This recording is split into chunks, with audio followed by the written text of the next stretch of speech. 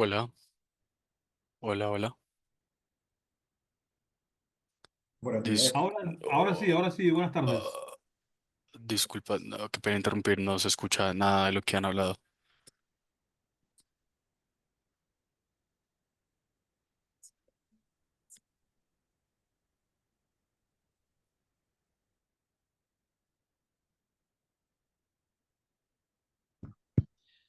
Vamos a repetir, vamos a repetir. Bueno, pedimos disculpas y gracias por eh, habernos hecho notar. Decía entonces, y acá vamos a tener que ser muy cuidadosos con el micrófono, realmente. Decíamos entonces que vamos a dar inicio a esta clase abierta y taller con funcionarios. El título que hemos establecido es Políticas Científico-Tecnológicas y Proyectos de País. Nos acompaña para ello el profesor Diego Hurtado. Y decíamos entonces que el abordaje de esta temática siempre es relevante, siempre es interesante cuando lo queremos relacionar, cuando lo relacionamos con las cuestiones vinculadas al desarrollo, a la inclusión social, pero se hacen más oportunas en el contexto actual, ¿no? de financiamiento de la ciencia y la tecnología, del sistema universitario, donde, bueno, CONICET está con las dificultades que conocemos, y donde el rol del Estado como promotor de la ciencia, la tecnología y el desarrollo es cuestionado, y en ese marco el cuestionamiento en particular a las ciencias sociales y a las ciencias humanas creo que es un elemento a considerar.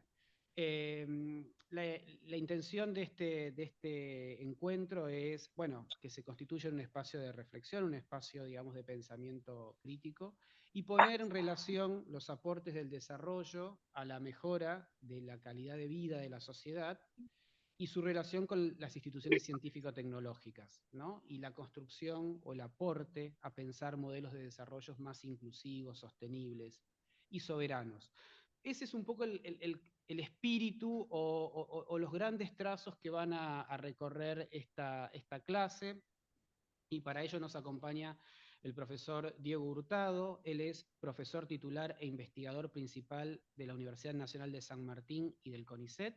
Publicó numerosos trabajos sobre historia política e institucional de la ciencia y la tecnología en Argentina. Fue secretario de Planeamiento y Políticas de Ciencia y Tecnología en el ex Ministerio de Innovación y Ciencia y Tecnología en el periodo 2019-2023 y fue presidente de la Autoridad Regulatoria Nuclear en el año 2015.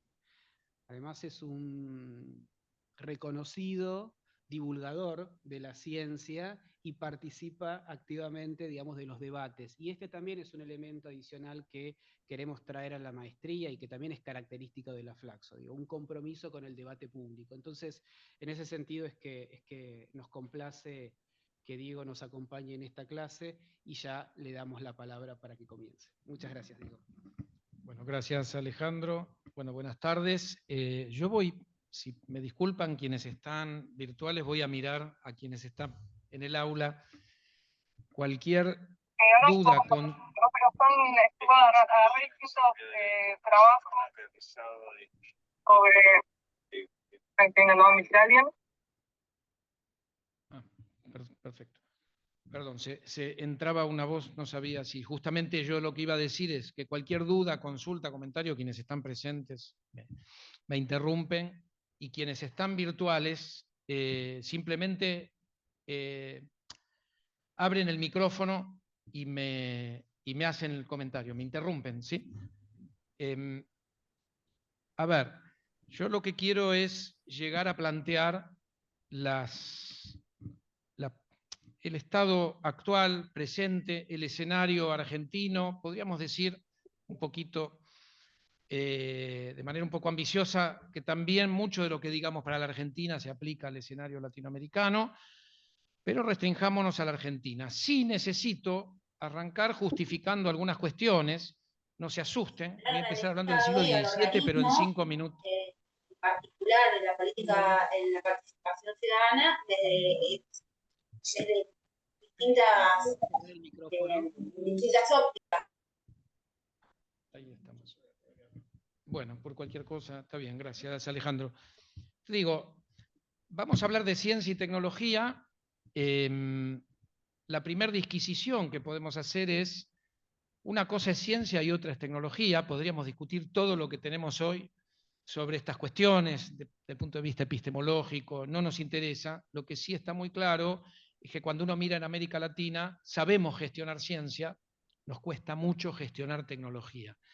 Yo sé que estoy diciendo cosas complejas, porque hay autores que dicen, hablemos de tecnociencia, porque hoy donde hay ciencia hay tecnología, donde hay tecnología hay ciencia.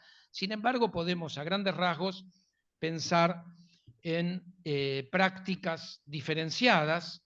La tecnología o el problema del cambio tecnológico se lo puede identificar con un capítulo de la economía, y es un problema del desarrollo o de la economía del desarrollo, cómo pensar el cambio tecnológico integrado a una política económica. Entonces digo, hablamos de ciencia, hablamos de una práctica que nace en el siglo XVII, que nace en Europa, que acompaña la expansión europea a lo largo del mundo. Cuando nuestros países en América Latina logran su independencia, esta práctica ya tiene más de 2 siglos, incluso de institucionalización.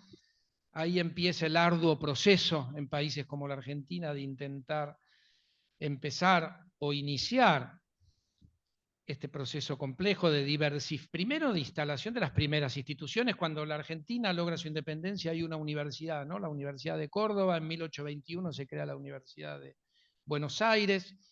La tercera universidad nacional va a haber que esperar a 1905, que es la Universidad de La Plata. El proceso de creación de instituciones en nuestro país es sinuoso, para poner un adjetivo, que me permite evadirme, ¿no?, de lo que podría ser todo un curso de la ciencia en el siglo XIX. Cuando hablamos de tecnología hay que ir a la revolución industrial. La ciencia y la tecnología como prácticas empiezan a entrelazarse en el siglo XIX. Estoy dejando caer algunas afirmaciones como para ir contextualizando. Cuando se crea la Sociedad Científica Argentina en 1871, uno se puede preguntar, Sociedad Científica Argentina, ¿con qué científicos? ¿Con qué científicas? ¿No? Si no hay una comunidad científica local. Entonces lo que vemos es que se crea una sociedad científica como un mandato, uno diría cultural y político. Sarmiento, presidente, dice, todo país que se precie de civilizado no puede dejar de tener un observatorio astronómico. Por ejemplo, para tomar una frase. Entonces el Observatorio de Córdoba, ¿no?, que se inaugura en 1872, siguiendo la arquitectura del Observatorio de París, pero hay muchas otras cosas en juego respecto de cómo nuestro país está intentando instalar las prácticas de investigación científica, que es lo que va ocurriendo en Europa, ¿no? Y acá pego, ¿no?, se dan cuenta que estoy dando como grandes saltos para tratar de llegar al siglo XX. Si uno podríamos preguntarnos, ¿en qué momento aparece entonces una comunidad científica en la Argentina o una protocomunidad científica? Tendríamos que ir recién a 1930. Donde cuando hablamos de comunidad científica pensamos en una diversificación disciplinaria, donde las ciencias biomédicas mandan, son las más potentes, donde hay mucha ingeniería, que se entrelaza con algo que en la Argentina está presente de manera incipiente, que es la física y las matemáticas. El factor tecnológico está en manos de las ingenierías, los médicos reclaman espacios para la práctica experimental de las ciencias médicas, o podríamos decir biomédicas, pero déjenme entonces pararme en 1930, después de esta introducción un poco desprolija, ¿no? Quiero decir, no hay otra manera de poder pararnos en 1930, salvo que dedicáramos un par de horas para ser un poco más rigurosos. El problema que les quiero empezar planteando es el problema de la institucionalización. Cuando llegamos a 1930 y vemos aparecer en la Argentina una asociación argentina, ya voy al PowerPoint, ¿no?, una asociación argentina para el progreso de las ciencias, que es lo que marca como hecho público la aparición en escena de un grupo de científicos, perdón por el sesgo de género, porque son Yo no identifico mujeres, sí las hay, obviamente, pero formando parte de la Asociación Argentina y mayormente. De hecho, una anécdota, en el año 29, 28, 29, Bernardo Husay, uno de los grandes científicos argentinos, primer premio Nobel en Fisiología y Medicina de América Latina, primer premio Nobel de Ciencias, ¿no?, de América Latina en 1947, ya es una persona reconocida en la década de los 30, en 1929 es batido a duelo por el hermano militar de una asistente mujer por maltratar a esta asistente. Perdón, yo estoy diciendo algo. Hay un muy buen artículo de un gran historiador de la ciencia y de las ciencias médicas en Argentina, que es Pablo Sousa, publicado en una revista anglosajona sobre el caso, ¿no? Usted dice, ¿por qué me contás esta anécdota? Simplemente para poder ir hacia adelante con el tema, es decir, poniendo un primer llamado de atención al tema de género. Entonces, voy a retomar el panorama internacional, 1930, posguerra, para recién después volver a la Argentina, ¿no? Ahí estamos, gracias.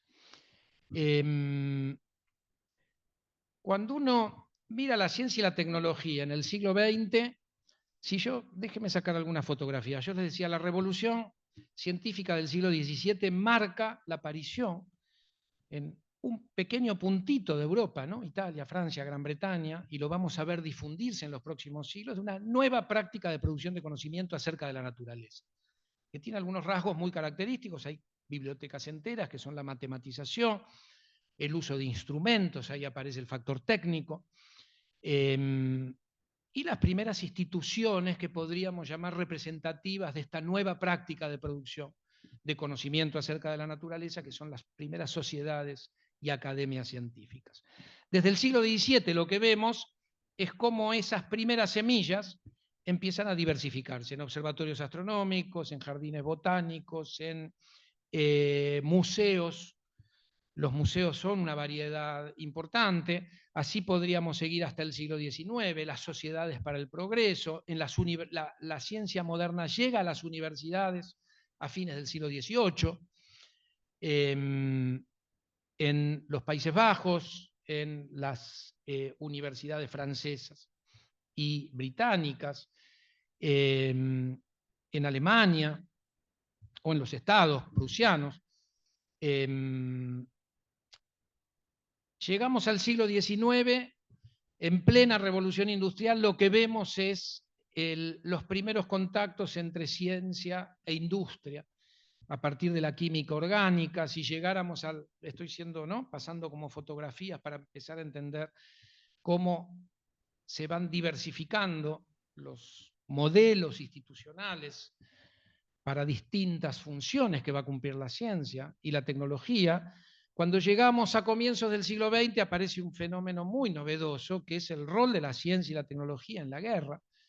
La Primera Guerra Mundial marca un hito, pero todavía los científicos van al frente, con algunas excepciones de química, pero cuando ya vamos a la Segunda Guerra Mundial los científicos ya no van al frente, van a los laboratorios, ¿no? Y ahí vemos una bisagra importante en la Segunda Guerra Mundial, en donde, entre otras cosas, va a ser definida el final de la guerra, va a estar marcado por un episodio sombrío y por otro lado deslumbrante, que son las bombas atómicas, y uno de los hitos que van a poner un rasgo fundamental a lo que estamos llamando ciencia moderna. Entonces, voy a la década de 1930 porque ahí empieza a haber una bisagra, es decir, con la Gran Depresión, lo que vemos es aparecer lo que se va a llamar Big Science.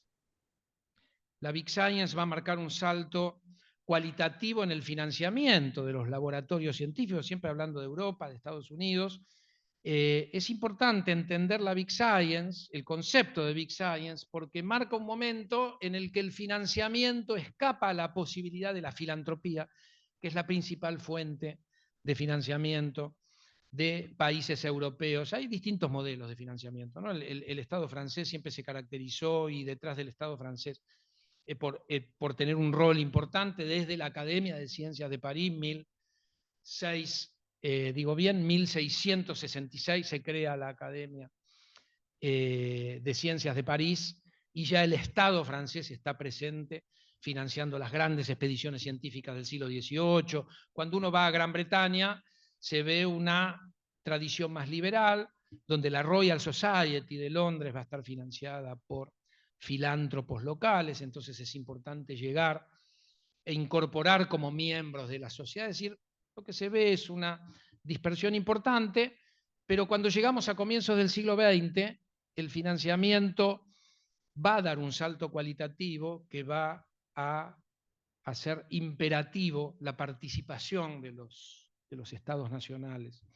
A lo que quiero llegar como primer gran corolario de esta charla para poder después volver a la Argentina es al final de la Segunda Guerra Mundial, en donde de salida de la Segunda Guerra Mundial lo que vamos a ver es a la ciencia y a la tecnología como políticas públicas, ¿no?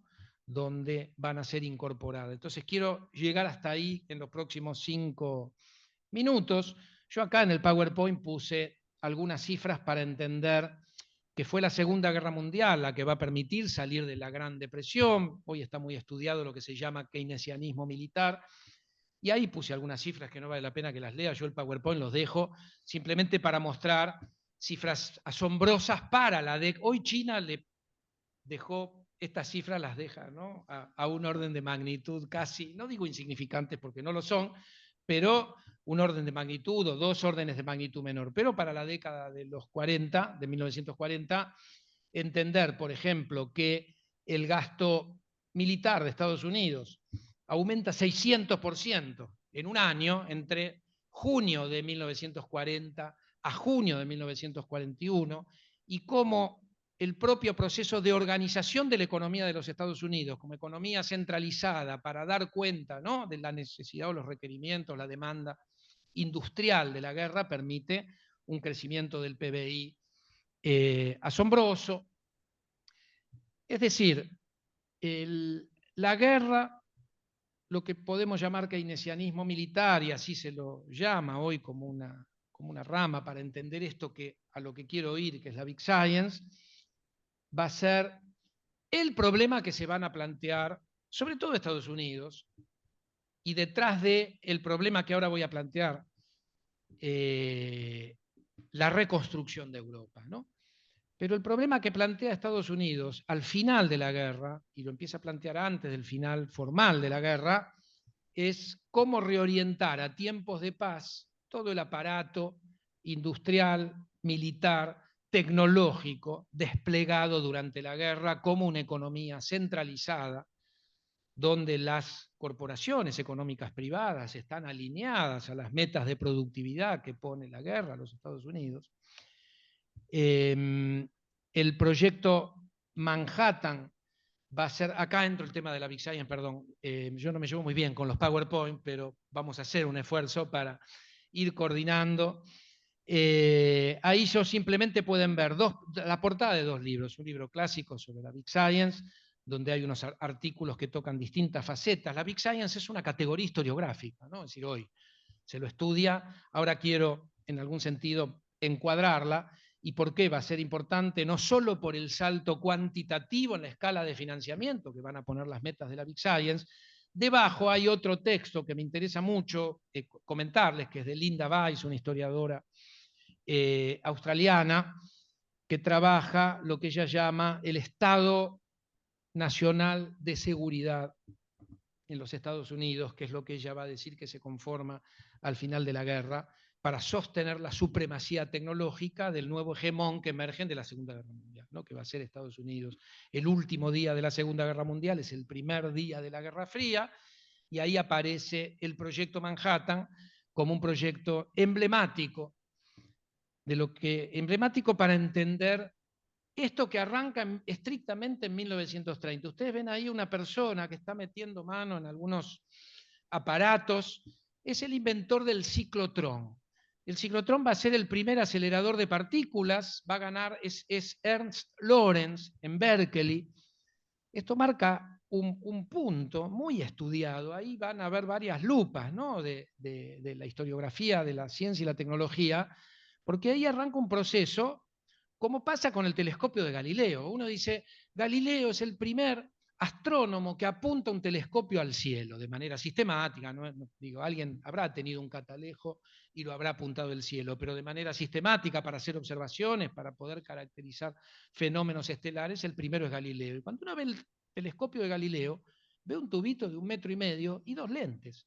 Cuando uno mira al siglo XVIII, un telescopio ya apenas si entra en esta habitación, y cuando uno llega al siglo XX, los telescopios se ponen en órbita y son empresas multinacionales o emprendimientos que requieren de la inversión, salvo en el caso de Estados Unidos, que dispone los fondos y tiene a la NASA.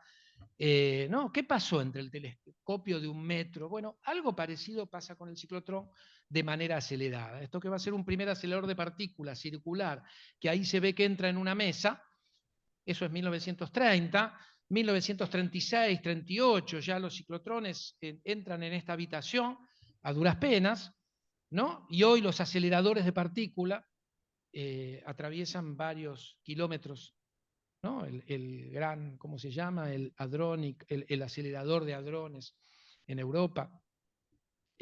Ahí se inicia una carrera. Ahí aparece, con el ciclotrón de Lorentz, aparece la genealogía, donde se puede ir a rastrear el origen de la Big Science. Ustedes podrían decirme, pero ¿y los grandes telescopios del siglo XIX? Bueno, pero que la Big Science no es solo un gran aparato.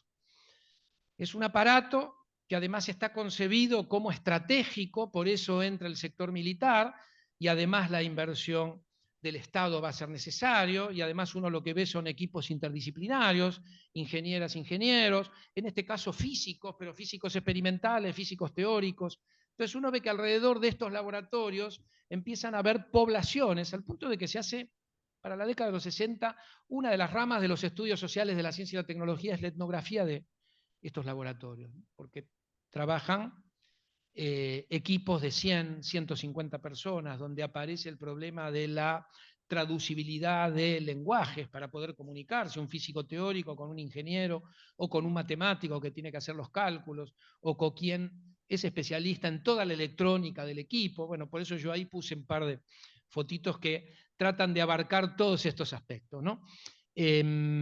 Entonces, la emergencia de la Big Science tiene un ethos tecnológico en su núcleo, en su corazón.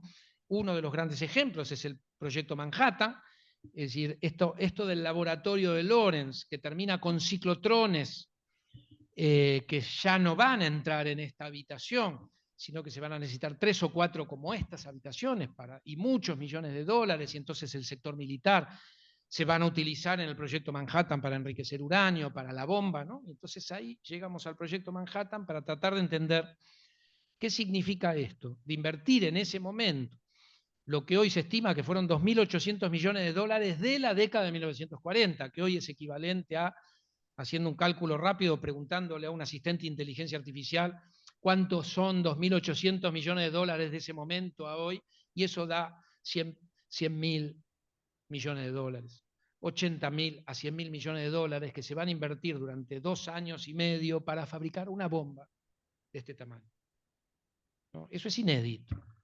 Y se va a consumir la electricidad de ciudades enteras, y va a haber laboratorios distribuidos por todo Estados Unidos, pero en el desierto de los Álamos se va a construir una... ¿Vieron la película Oppenheimer, supongo? Si no, después de acá se van a ver la película Oppenheimer como tarea de esta charla. Bueno, de esto es de lo que hablamos cuando hablamos de Big Science.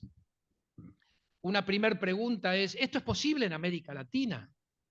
Este estilo de inversión masiva, de capacidades organizacionales, interdisciplinarias, bueno, vamos a ver que esto se nos va un poco de escala, vamos a ver algún acelerador de partículas en la Argentina, un ciclotrón en Brasil, pero estamos ya en un escenario donde claramente empieza a marcarse una tendencia que a nuestra región le va a exigir enormes sacrificios para tratar de seguir el paso, ¿no?, de este estilo de producción de conocimiento para acompañar, en este caso, economías nacionales.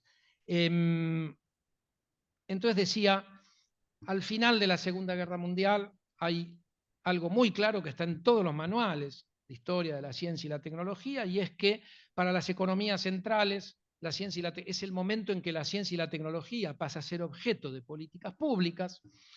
El último día, decía, de la Segunda Guerra Mundial es el primer día de la Guerra Fría, entonces hay que entender el hito, el episodio sombrío de 2 bombas atómicas como efecto demostrativo para la Unión Soviética, y ahí se inicia lo que solemos ver como títulos en algunos textos de la carrera armamentista liderada por la carrera nuclear. El estilo de la Big Science va a ser clonado casi por la carrera espacial cuando se ponga en órbita desde la Unión Soviética el Sputnik. Eso va a hacer que Estados Unidos declare emergencia educativa nacional. La Unión Soviética parece haber tomado la delantera en la carrera espacial. Eso hace entrar en pánico, ¿no?, a sectores del ejército y de la política de los Estados Unidos. Ahí tenemos, ¿no?, el complejo industrial militar. Entonces, acá hay algunas conclusiones de lo que vengo diciendo. Esto es importante, al final de la Segunda Guerra Mundial, Estados Unidos, que emerge como nuevo hegemón, entra en un ciclo de crecimiento, de prosperidad, lo que podríamos llamar, o lo que se suele llamar, edad de oro del capitalismo. Después nos podemos preguntar para América Latina qué significa esa edad de oro, ¿no?, que va de 1945 hasta el 72, crisis del petróleo, donde el modelo keynesiano, fordista, entra en crisis.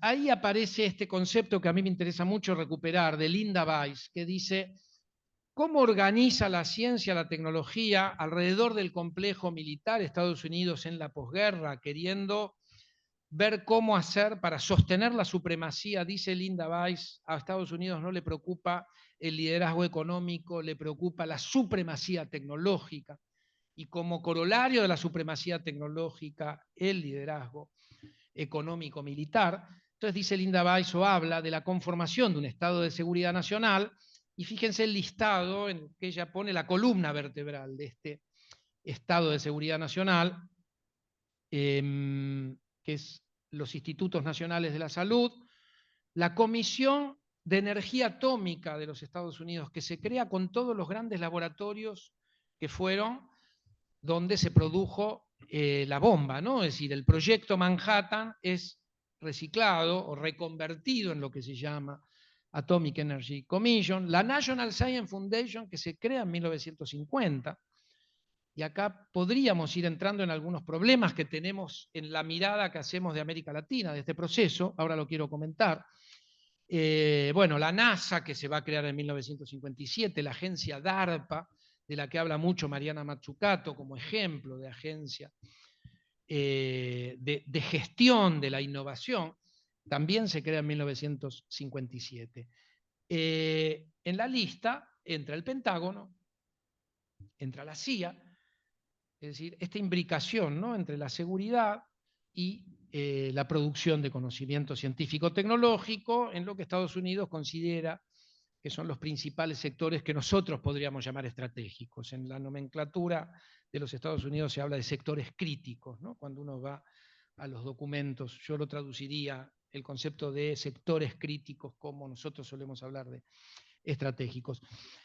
Mientras esto empieza a ocurrir, mientras este periodo empieza a ocurrir en las economías centrales, esta edad de oro del capitalismo, el ingreso en la Big Science, es el momento en el que se desarrolla el transistor, empieza a aparecer toda la electrónica y microelectrónica que va a llevar a la revolución de las TICs en 1970.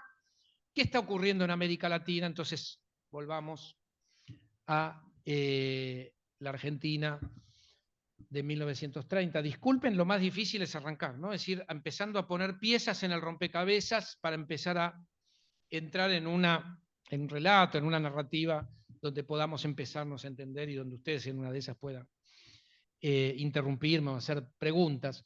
Entonces yo digo, vuelvo a 1930, ¿qué pasaba en los países centrales en 1930? Vemos emerger esta forma de ciencia y tecnología que va a emerger de manera muy clara durante la Segunda Guerra Mundial, y podríamos en términos analíticos pensar que se trata, la Big Science finalmente, o esto que va a ser objeto de políticas públicas y que va a requerir un incremento, un salto cualitativo y cuantitativo en el financiamiento, podríamos entenderlo de manera un poco abstracta como la convergencia de el Estado, el sector militar y el sector científico-tecnológico. Cuando uno dice científico-tecnológico piensa en las universidades, pero también en las instituciones, institutos. Cada país va generando su propio ecosistema de instituciones, con sus modalidades de roles que se le asigna al Estado, de asociatividad público-privada.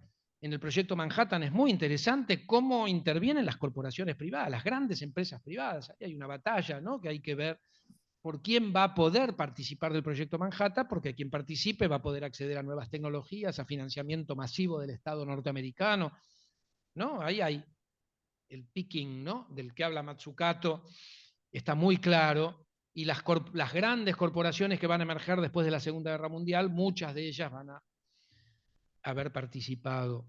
No solo yo digo el proyecto Manhattan como proyecto emblemático, pero también el sector aeronáutico, incluso la medicina que se desarrolla durante la Segunda Guerra Mundial, el caso de la penicilina, bueno, podríamos estar los radares, todo lo que tiene que ver con válvulas que después va a derivar en la electrónica de los semiconductores. Es decir, ahí se ve clara la bisagra. ¿Qué está pasando en América Latina? Bueno, tratemos de identificar en la década de los 30 estos tres actores: los militares, el Estado y el sector de ciencia y tecnología. Yo les decía, voy a sacar una fotografía, ¿no? Y no saben la culpa con la que me quedo de tener que pasar esto, porque de nuevo, cada una de estas etiquetas que yo voy poniendo nos puede llevar el resto de la tarde-noche. Entonces digo, por un lado vemos aparecer una protocomunidad científico-tecnológica. Poquitos científicos argentinos que ya empiezan a reclamarle al Estado, y de hecho el gobierno de Justo va a poner ahí ciertos fondos para que la Asociación Argentina para el Progreso de la Ciencia, con lo que rindan esos fondos, pueda implementar algún sistema de becas, pueda implementar algún sistema muy, muy incipiente de subsidios. Y esto lo administra Bernardo Jusay, primer presidente de la Asociación Argentina para el Progreso de la Ciencia, y esto está liderado por las ciencias biomédicas, que tienen un liderazgo casi natural, porque desde el siglo XIX la medicina en la Argentina es una disciplina potente, muy vinculada. Yo qué sé, el Hospital de Clínicas de la Universidad de Buenos Aires se crea en 1885 y ahí uno ya ve aparecer médicos. Los físicos se están organizando por su lado, junto con los matemáticos y los astrónomos. Y por otro lado, aparecen en escena un grupo de militares, minoritario podríamos decir, dentro de las Fuerzas Armadas, que podríamos llamar militares industrialistas o nacionalistas, el general Savio, Mosconi, ¿no?, creando YPF en 1922, en aeronáutica, donde la Argentina crea la Escuela Militar de Aviones en 1927. Este grupo de militares industrialistas que van a tener una figura emblemática en Perón, ¿no?, es decir, que va a lograr la presidencia de la Argentina y va a traer esa mirada muy vinculada a una mirada de la defensa con dimensiones geopolíticas, y entonces el acceso a la tecnología para que la Argentina pueda tener autonomía en la explotación de sus propios recursos naturales. Así se piensa desde este sector de los militares. Y por otro lado, el Estado, que en la década de los 30 vemos un Estado que empieza a ganar capacidades. En principio, el Estado de la década de los 30, que se lo fortalece en la Argentina, es para garantizar la renta agraria. Porque con la crisis del 29 se acaba el modelo agroexportador o colapsa el modelo agroexportador. Entonces, lo digo rápido, disculpen, a la oligarquía terrateniente hay que garantizarles su renta, y para eso aparece el Estado a poner los precios rentables, ¿no? Lo digo de manera muy sintética de nuevo, la creación de un banco central.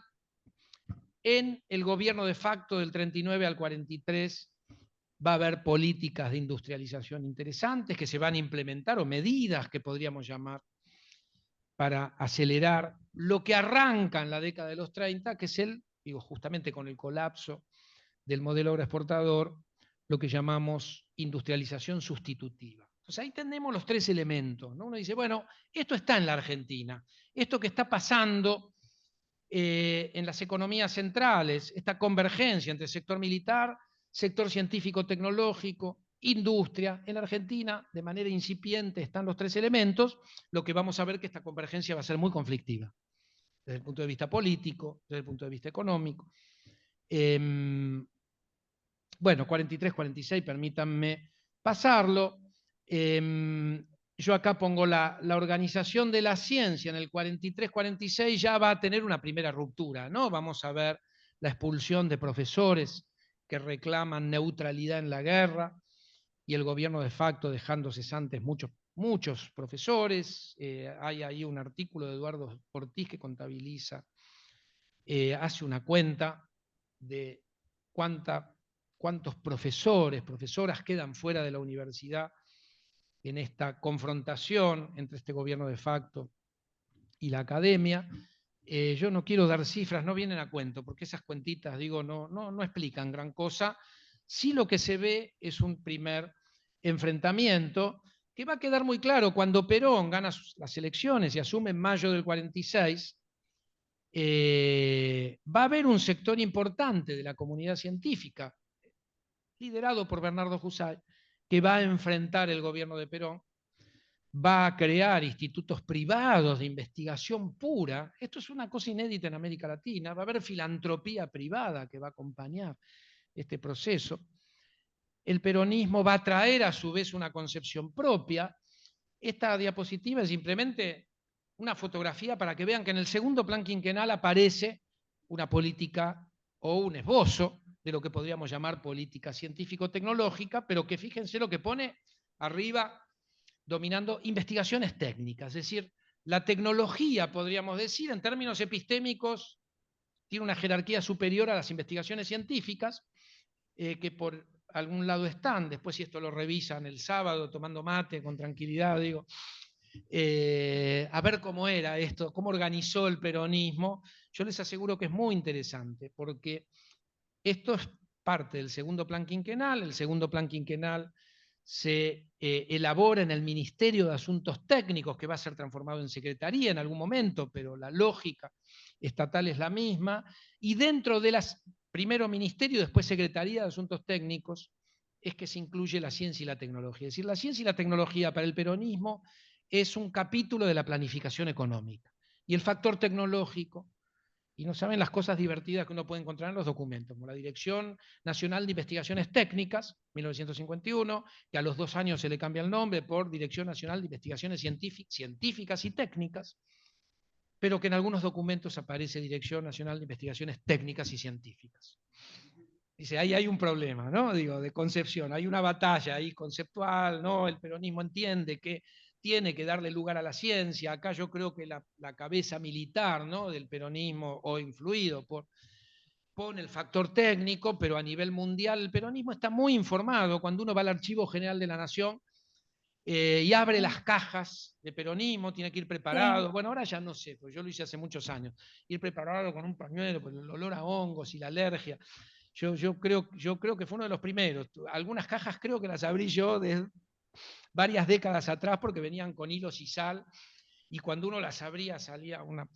pero no venía a cuento a contarle de los hongos, sino que en realidad lo importante tiene que ver con que lo que uno descubre en el Archivo General de la Nación, por lo menos yo lo descubrí ahí, era cómo el peronismo tenía en las embajadas en Europa, en los Estados Unidos, gente que se dedicaba exclusivamente a mandar informes de cómo se organizaba la ciencia y la tecnología en los distintos países.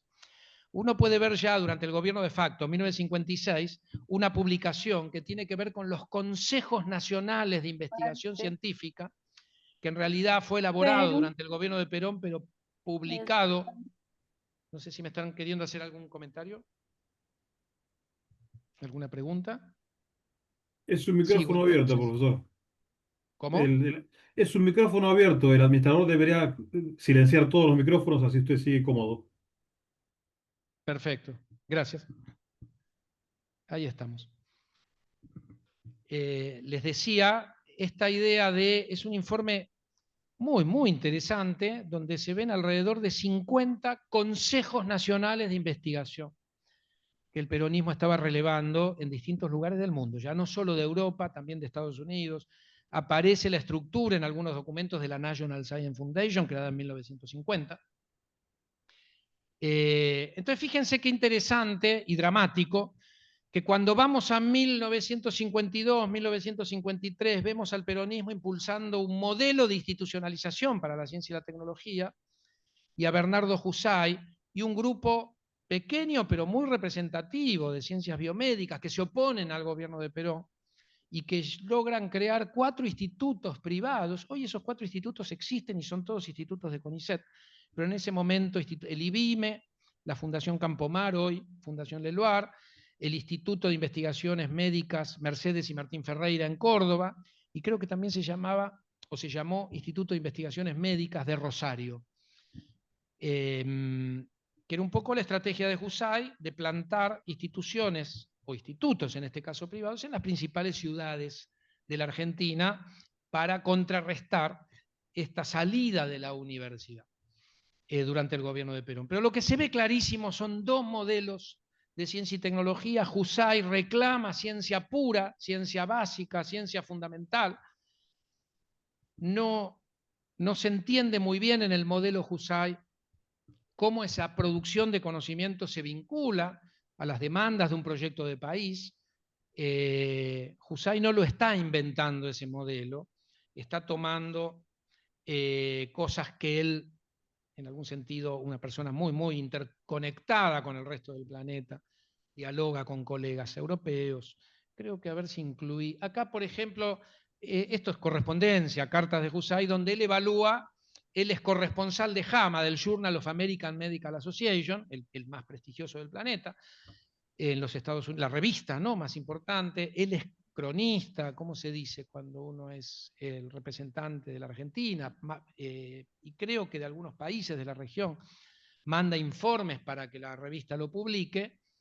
Y entonces acá hay frases muy pintorescas, ¿no? Como que le dice Husay al editor de JAMA: en los últimos años, el Ministerio de Salud Pública, de Carrillo, ¿no?, ha creado muchos nuevos institutos de diferentes clases que ahora alcanzan 40 direcciones. Esto podría ser virtuoso. Uno dice, impresionante, ¿no? Se están creando, y sin embargo dice, tienen denominaciones inusuales, como Instituto Provida, Instituto de la Población. No le gusta nada a Husay que la clasificación de los nombres, ¿no?, que están muy vinculados a temáticas locales. Entonces ¿Puedo dice, hacer un comentario, profesor? ¿cómo, perdón? ¿Puedo hacer un comentario? Por supuesto. Los 40, se me ocurre, son el año en el que el nacionalismo argentino termina de apropiarse del Estado. Y lo que viene después es el modelo corporativista que inaugura el general Perón. De manera que cualquier perspectiva de ciencia y tecnología es vista con este eje principal de tono estatista. El doctor Husey, que era, sí, señor, era contestatario al autoritarismo del general Perón, sí abregó y trabajó desde la sociedad civil, pero Jorge, sin medios casi. perdóname que te interrumpa. Adelante. Teneme un poquito de paciencia y tratemos de no, digo yo, ¿no? Vos hacés los comentarios que te parezca. Pero ya dijiste muchas cosas que son muy discutibles. Quiero ir a esto. Adelante, adelante, Esto adelante. del modelo estatista y proactivo. Avancemos y tratemos de ir viendo lo que va surgiendo un poco de un escenario que va a ser de confrontación. Claro, el general en esto Perón negó financiamiento a José. Adelante, adelante, seguimos. No te digo, no quiero desalentar el comentario, pero vos metiste ahí como muchos conceptos que yo los estoy relativizando y los quiero poner a discusión, ¿no? Digo, no sé si se entiende. Te pido disculpas por interrumpirte. No, Déjame avanzar. ese es el sentido. Adelante, adelante. Lo sigo, Buenísimo, señor. y gracias. Digo, no recuerdo si la última frase nos quedó. La última frase, permítame volver a leerla. La única organización médica verdadera en nuestro país, dice Husay, le dice a los Estados Unidos, no a JAMA, a la revista, es la Asociación Médica Argentina, que obviamente está resistiendo al gobierno de Perón, etc. Acá creo que yo puse una última, porque lo estoy poniendo como un botón de muestra, ¿no? Es decir, lo estoy tomando a Husay y a Perón, estoy simplificando muchísimo, poniendo de un lado a Perón, del otro lado a Husay, cuando en realidad podríamos preguntarnos qué está pasando en la Universidad de Tucumán, qué está pasando en la Universidad de Cuyo, que son universidades que acompañan al peronismo con planes quinquenales universitarios. Por otro lado, fíjense esta diapositiva, respecto de lo que decía Jorge, ¿no? Es decir, ¿por qué quise poner el New York Times? Y les aseguro que yo tengo una colección donde está el Washington Post, el Christian Science Monitor y algunos otros periódicos, para mostrar cómo Estados Unidos está siendo tomado por, cómo la figura de Bernardo Husay está siendo tomado por los principales periódicos de los Estados Unidos, y también la revista Science y la revista Nature británica, como perseguido por la tiranía, ¿no?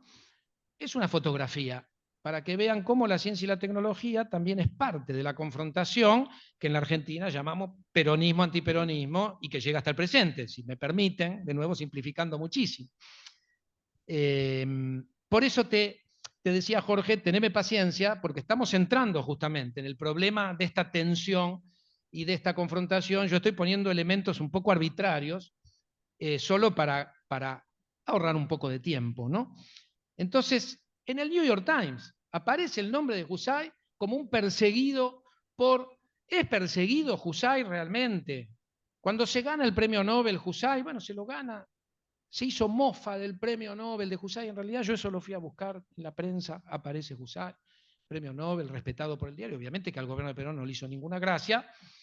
El premio Nobel sí fue festejado, sí fue considerado como un hito desde el propio gobierno, pero Husay es una figura que además se presta a salir en medios internacionales, se lo invita a Colombia, habla de los dictatorzuelos latinoamericanos, ¿no? Es decir, la confrontación es explícita.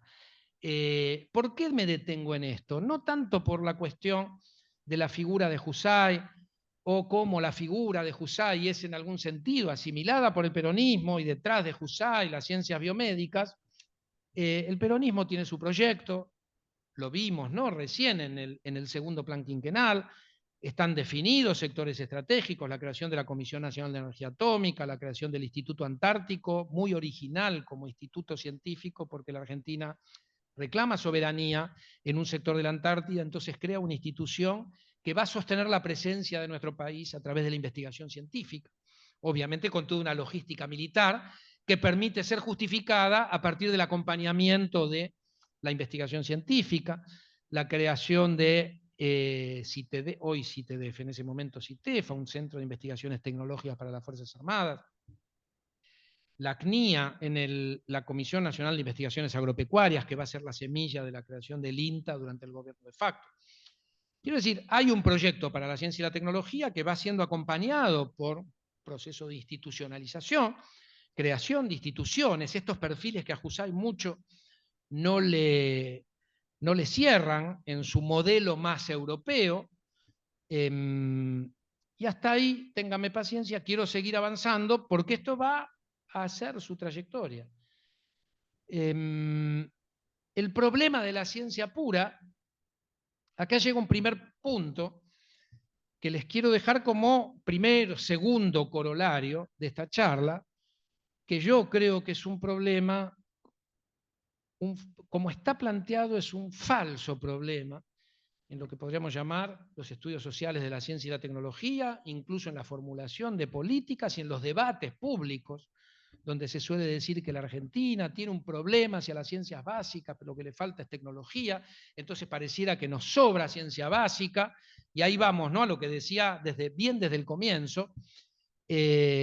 Vamos a tomarlo con pinzas, a tratar de ver qué pasa a nivel global.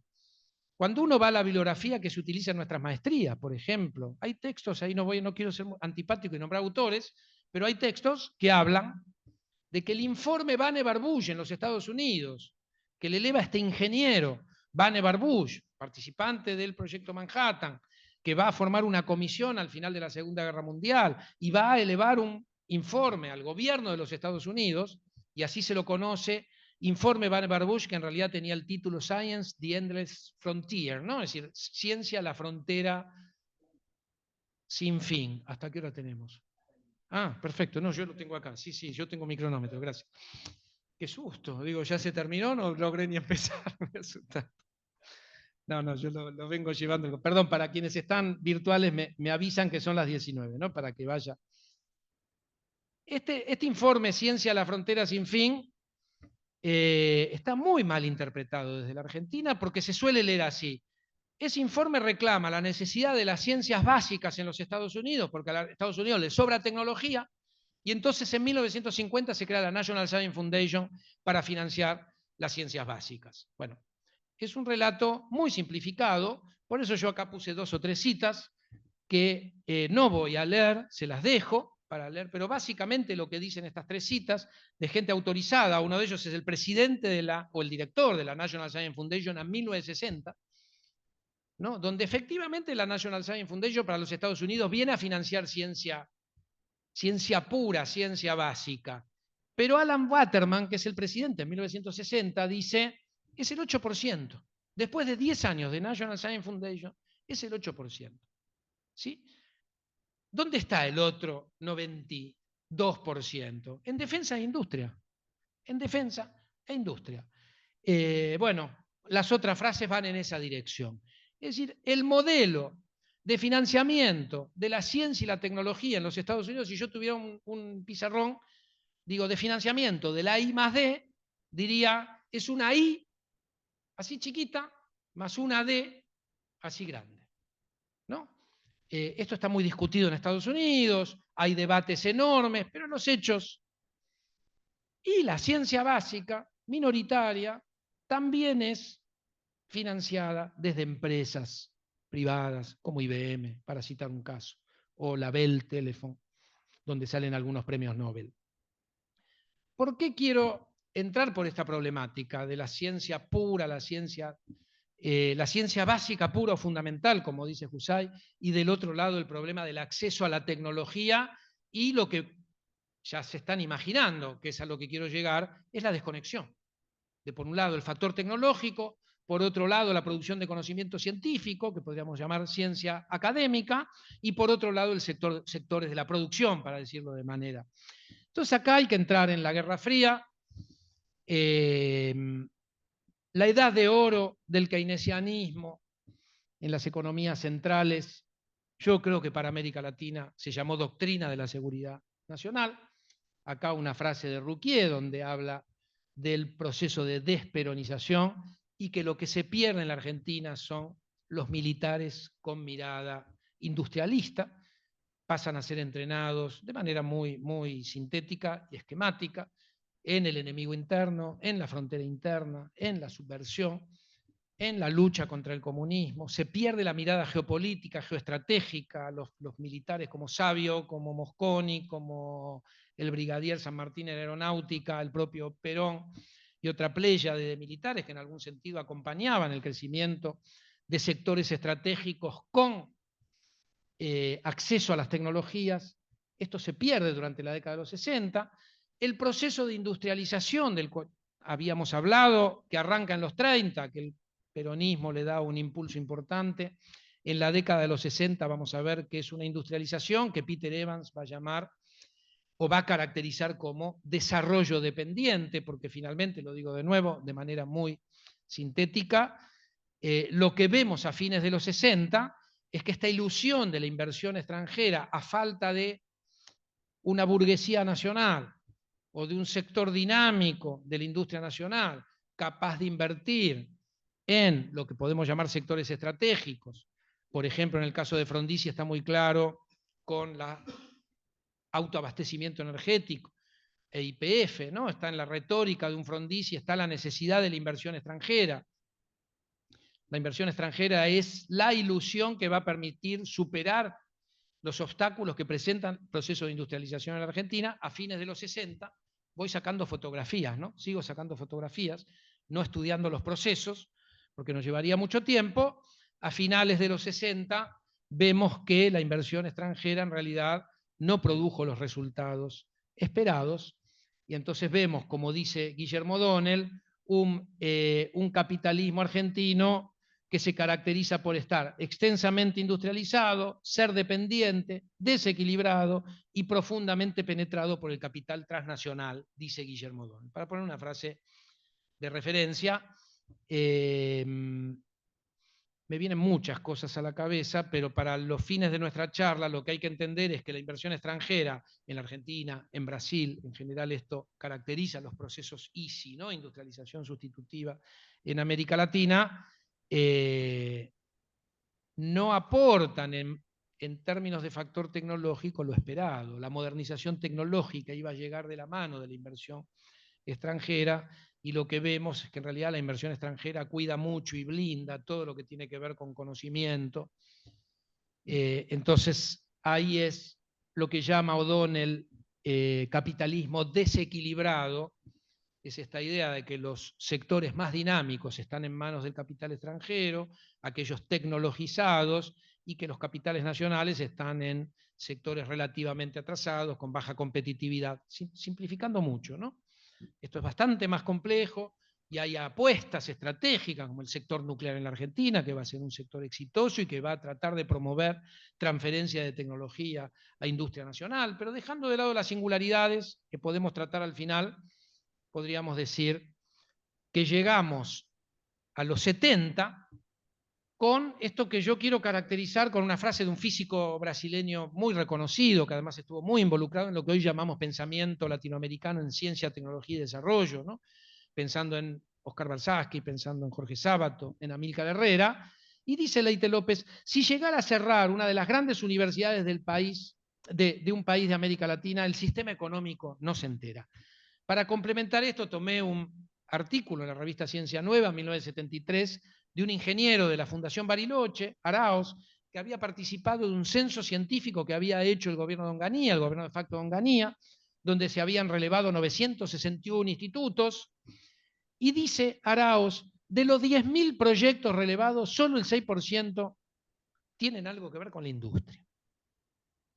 En el momento en que la industrialización sustitutiva en la Argentina tiene su mayor aceleración, ¿no? Cuando uno mira el crecimiento del PBI industrial, ve que en estos últimos años de industrialización sustitutiva, porque esto se clausura con Martínez de Oz, realmente tiene ahí una pendiente ascendente. De hecho, están los trabajos de Eduardo Basualdo que muestran que se está superando el stop and go, las recesiones que produce la restricción externa, que es uno de los cuellos de botella de la industrialización sustitutiva y que la inversión extranjera no soluciona.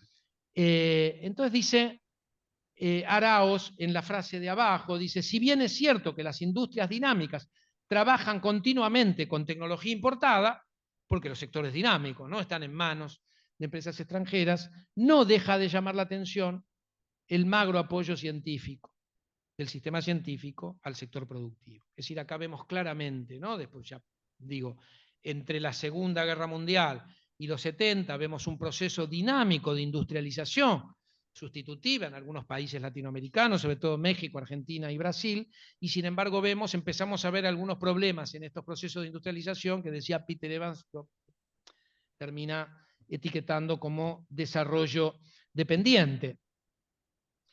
¿Puedo hacer un Ingresamos... comentario antes para cerrar esta etapa, para después discutir, profesor? Sí, por supuesto. El enfoque de Easy es un enfoque centrado en el mercado interno. La escala de todo ese desarrollo fue limitado y es por eso que la inversión extranjera con mercados limitados no se desarrolló, y mucho menos la innovación tecnológica que supone mercados en desarrollo para justificar esfuerzos de investigación y de transferencia. Lo discutimos después en todo caso, pero este es un punto importante porque es un límite de la ICI en perspectiva histórica. Sí, déjame agregar a lo que vos decís, el tema de la escala, el tema del mercado interno, déjame agregar el factor geopolítico, porque digo, cuando yo hablaba de la doctrina de la seguridad nacional, y las dictaduras en América Latina, perdón, lo estoy nombrando ahora, ¿no? Porque yo me interesa mucho llegar a los últimos años para que nos quede un tiempo de clase de discusión más vinculado a nuestro presente, con todos estos elementos que creo que son necesarios. Déjame poner a lo que vos acabas de decir, Jorge, y estoy de acuerdo, el factor geopolítico. Después lo retomamos, ¿no? Por un lado, el mercado interno, porque la inversión extranjera también viene a ser protegida y a tratar de ingresar al mercado interno justamente, ¿no? Y ahí vamos a tener un problema de choque de industria nacional o de capitales nacionales y capitales extranjeros respecto a lo que dice Jorge. Introduzco entonces, digámoslo así, mercado interno por un lado, dimensión geopolítica, y tratar de entender entonces qué rol juegan las dictaduras acá, ¿no? Porque digo, la doctrina de la seguridad nacional, que pasé muy rápido, tenía como eslogan desarrollo y seguridad. Esto va a ocurrir en Brasil, va a ocurrir en la Argentina. Desarrollo y seguridad son dos conceptos que se autoexcluyen. Ahí hay, yo qué sé, los intelectuales de Longaniato, se me fue el nombre, creo que no lo menciono, no, lo podé del PowerPoint. Ya me va a venir esta persona que escribió varios libros, era un poco el intelectual del gobierno de Onganía, que hablaba de desarrollo y seguridad, tenían un serio problema, es decir, que el desarrollo se da en las fábricas y en las universidades, o en la convergencia del conocimiento y la industria, y el enemigo subversivo crecía en las fábricas y en las universidades. Entonces, seguridad excluía, o seguridad mata desarrollo, diríamos, ¿no? Eso va a quedar muy claro con la dictadura del 76 y el padecimiento de política de terrorismo de Estado y genocidio, y 25 años de desindustrialización, y acá quiero entrar, ¿no? Simplemente, no, lo que decís, Jorge, le agrego esto. Está muy bien, está muy bien. ¿Por qué pongo este gráfico para entrar al orden neoliberal? Simplemente para que vean la caída de la tasa de ganancia desde la década, cuando uno tiene que explicar la crisis del petróleo, etcétera. Estoy tratando de justificar lo que no voy a poder justificar en unos minutos, digo, con un gráfico. El ingreso al orden neoliberal va a ser dramático para la Argentina, para América Latina. Quiero mostrar esto. Cuando nuestro país retorna a la democracia y quiere volver a reconstruir para la democracia sus políticas productivas, su sector de ciencia y tecnología, ahí aparece claramente, ¿no?, una operación ideológico-cultural donde el Estado aparece estigmatizado, el Estado tiene que ser tan chico como se pueda, la intervención estatal es, va a quedar muy claro a partir del Plan Surruil, el alfonsinismo va a intentar recuperar políticas de industrialización, pero va a navegar a contracorriente del tsunami neoliberal. ¿Qué pasa, por ejemplo, en los Estados Unidos de Reagan y siguientes gobiernos, es decir, de 1980 en adelante hasta 1992, para tomar una fotografía? A pesar de la retórica antiestado del gobierno de Reagan y de achicar el intervencionismo estatal todo lo que sea posible, y que finalmente el Estado se tiene que restringir a facilitar la intervención o el libre juego de las fuerzas de mercado, como dicen todos los eslogans.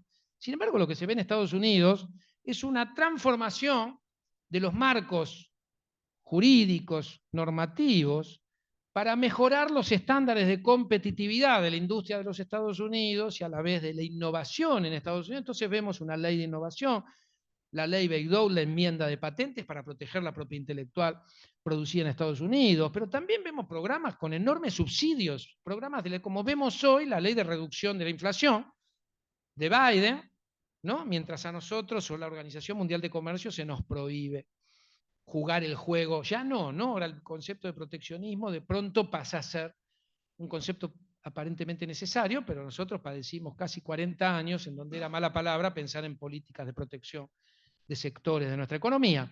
Entonces acá está el listado clarito de enorme cantidad de programas que van a tener como núcleo el financiamiento público de pequeñas empresas, de laboratorios universitarios, facilitarle a laboratorios universitarios, a pequeñas empresas que se crean o que son spin-off de laboratorios universitarios, que puedan patentar hallazgos o innovaciones que fueron alcanzadas con financiamiento público. Enormes discusiones, obviamente, en el contexto de demonización del Estado, pero acá es donde aparecen conceptos como el del sociólogo, pucha, ¿cómo estoy con los nombres? Me los tendría que haber anotado. Bueno, Mazzucato lo cita mucho, permítame citar a Mazzucato, ya me voy a acordar de este sociólogo que habla justamente de un Estado, hablando de Estados Unidos, un Estado oculto, un Estado desarrollista oculto.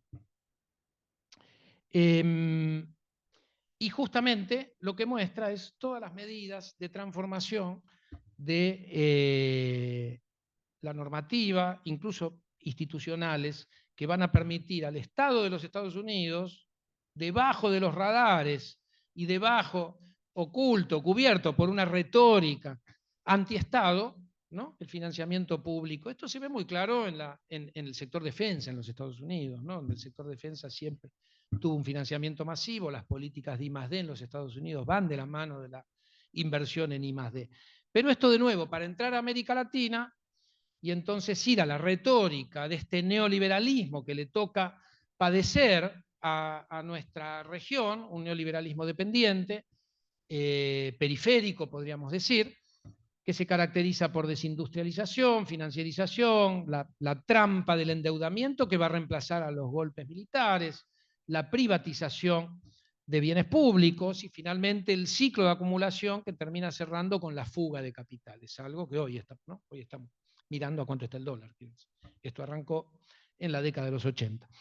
Esto sí quiero decirlo con algún detalle, que tiene que ver con un perfil de élites económicas que padecen nuestros países, ¿no? Porque cuando hablamos de inversión en investigación y desarrollo, el rol de la ciencia y la tecnología en un posible proyecto de desarrollo, ahora dentro del orden neoliberal, y acá la pregunta es, ¿qué ciencia y tecnología puede ser compatible con esta forma de neoliberalismo? ¿No? Cuando uno, yo creo, digo, es una respuesta que yo podríamos discutir o guardarnos para discutir, 1983 al 2001, a mi juicio, no hay ningún proyecto de ciencia y tecnología que pueda acompañar un país que se desindustrializa, que financiariza sus principales dinámicas, ¿no? Bueno, yo la cito a Alice Amsden, Fred Bloch es el sociólogo, disculpen, cuando miré a Amsden, son nombres que me vienen asociados, entonces vieron cómo trabaja el cerebro. Amsden tiene un texto en 2001, The Rise of the Rest, la emergencia del resto, y ella llama resto a países seleccionados, ahí lo tienen abajo, China, India, Indonesia, Corea del Sur, Tailandia, Taiwán, Brasil, Argentina, Chile, México, es decir, este asiático, algunos países de América Latina, y ahí compara, ¿no? Y entonces cuando Alice Amsden va a ver la década de los 90 en la Argentina, ve una élite de empresarios que no invierten en investigación y desarrollo, que tienen conductas predatorias, especulativas, ¿no? Es decir, esta caracterización de la década de los 90 para tratar de entender por qué padecemos un proceso de desmantelamiento de capacidades estratégicas, hago comillas, porque es un término que el neoliberalismo latinoamericano excluye, se borra el concepto de sectores estratégicos, no pasa en los países neoliberales centrales, en las economías, quiero decir, neoliberales centrales, donde sigue valiendo el concepto de sector estratégico, sector crítico, donde obviamente que es sometido a privatización. Gran Bretaña privatiza el sector energético, pero sigue siendo considerado un sector estratégico y los procesos de privatización y desregulación que conlleva la privatización, sin embargo, se realizan en sociedades con un nivel de institucionalización muy diferente al de América Latina. Uno puede pensar que desregulación en América Latina es desinstitucionalización, que es muy diferente a desregular en las economías centrales, ¿no? Yo sé que estoy diciendo muchas cosas que merecerían que nos detengamos a debatirlas, las dejo como títulos y eventualmente se pueden, ¿no? Después profundizar. Esto es simplemente una fotografía casi graciosa. El Menem en campaña electoral y el Menem presidente y el sector nuclear argentino. The Bulletin of the Atomic Scientist es la revista más prestigiosa del planeta en energía atómica. Antes de que gane Menem, el Departamento de Estado está muy preocupado porque asume el peronismo y dice: Los peronistas buscan la grandeza nuclear. Estamos en mayo de 1989. Y dice, los peronistas buscan la grandeza nuclear, el peronismo, movimiento argentino de masas, autoritario y xenófobo, retornará al poder el 14 de mayo. Esto ha renovado la preocupación sobre el desarrollo nuclear argentino. Meses después, junio de 1990, Menem ya presidente, la misma revista dice, Estados Unidos apoya los planes nucleares de Menem. Y si miraran, no sé si llegan a leer el copete, dice, el embajador de Estados Unidos en Argentina saluda el impecable registro nuclear, no sé cómo se dice. ¿Qué pasó en el medio? Bueno, que Menem dijo, quédense tranquilos que vamos a desmantelar la capacidad nuclear de Argentina. Acá lo ven, ¿no? Es decir, Y el Menem de las misilísticas. pastillas de Quiroga y el Menem ya un poquito Y misilísticas, afectadito, ya profesor. producido. Hay una voz. No solo las capacidades nucleares, que desde el 83 se discutía habida cuenta de la guerra de Malvinas, y era preocupación, sino las capacidades misilísticas de las Fuerzas Armadas, que también fueron disueltas.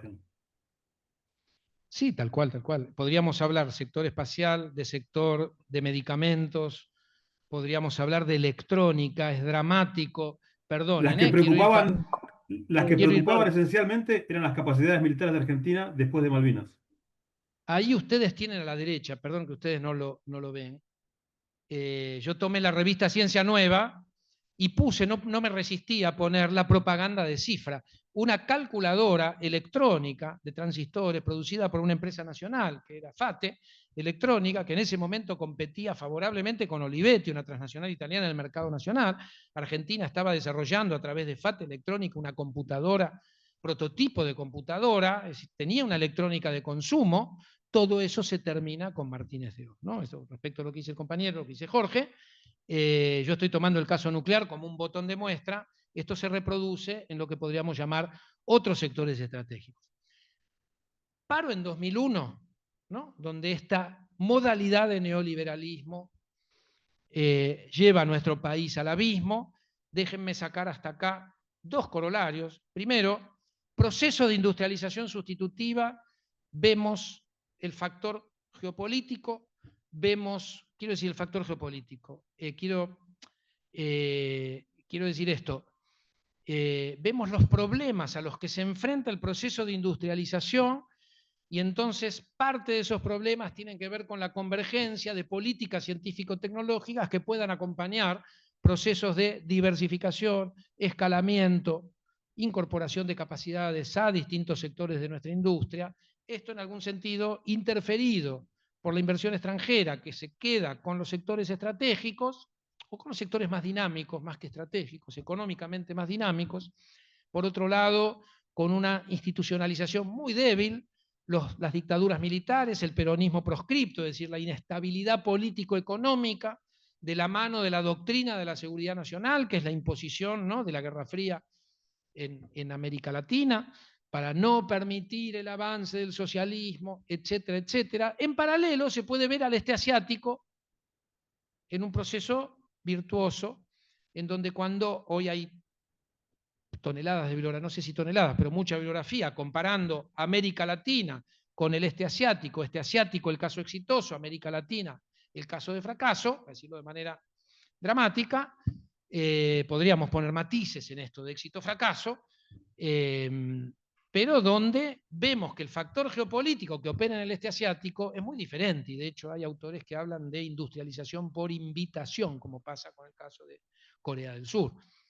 Es decir, que lleva adelante un proceso de despegue en la década de los 60 y los 70, con una dictadura que además tiene el permiso de industrialización, tiene acceso a ciertas dimensiones que le aportan la colaboración con los Estados Unidos, lo que no quita los méritos al propio proceso que ocurre hacia adentro, ¿no?, de Corea del Sur, con enorme sacrificio de sus trabajadores, trabajadoras. Acá hay que leer a Hyun Chang, donde él dice, mi infancia transcurrió en la Corea del despegue, y entonces ahí se ve, ¿no?, lo que padecen los trabajadores coreanos, salarios bajos, mano de obra barata, porque es una economía que pretende ser una economía exportadora de valor agregado creciente. lo que va a ser el modelo del este asiático. Primero Japón, después Taiwán, Corea del Sur, Tailandia, Hong Kong, etc. Hoy China, que lo dejamos un poquito aparte porque nos patea todo este tablero, ¿no? Y del otro lado América Latina padeciendo otra coyuntura geopolítica, la geopolítica del patio trasero, en donde los obstáculos son enormes. Cuando llegamos al periodo, es decir, el primer conclusión que querría sacar es esta desconexión entre ciencia y tecnología y empresas nacionales que por debilidad, por falta de dinamismo, acá tenemos toda la literatura de Aldo Ferrer y compañía, ¿no? Tratando de entender qué pasa con esta burguesía nacional fallida o con la ausencia de una burguesía nacional o con empresarios nacionales poco dinámicos que tienen que crecer a la sombra de la inversión extranjera. Cuando entramos en el periodo de neoliberalismo, me parece que lo que hay que entender es un neoliberalismo específico, una modalidad de neoliberalismo que padece América Latina, que no es la misma que se implementan en las economías centrales, y acá sí vemos una desconexión ya inducida, el propio proceso de endeudamiento, el gobierno de Alfonsín con las mejores intenciones y queriendo financiar, ya decíamos, el área de computación informática, el sector nuclear. El alfonsinismo acompañó el desarrollo del Cóndor 2 secreto, tecnología espacial, hubo inversión en las universidades, etcétera, etcétera. Y sin embargo, cuando vamos al final del periodo del alfonsinismo, vemos muchas intenciones y pocos resultados concretos. Los 90 producen una devastación. Con algunas excepciones, la figura de Juan Carlos del Bello va a ser emblemática de las excepciones, porque ahí se va a crear la Agencia Nacional de Promoción, que hoy es el organismo más importante de financiamiento. Y sin embargo, el balance es muy negativo. Este me parece un punto de llegada clave. Esto apareció hace poquito, me lo mandó Filmus del grupo EPC hace unos días y yo quedé,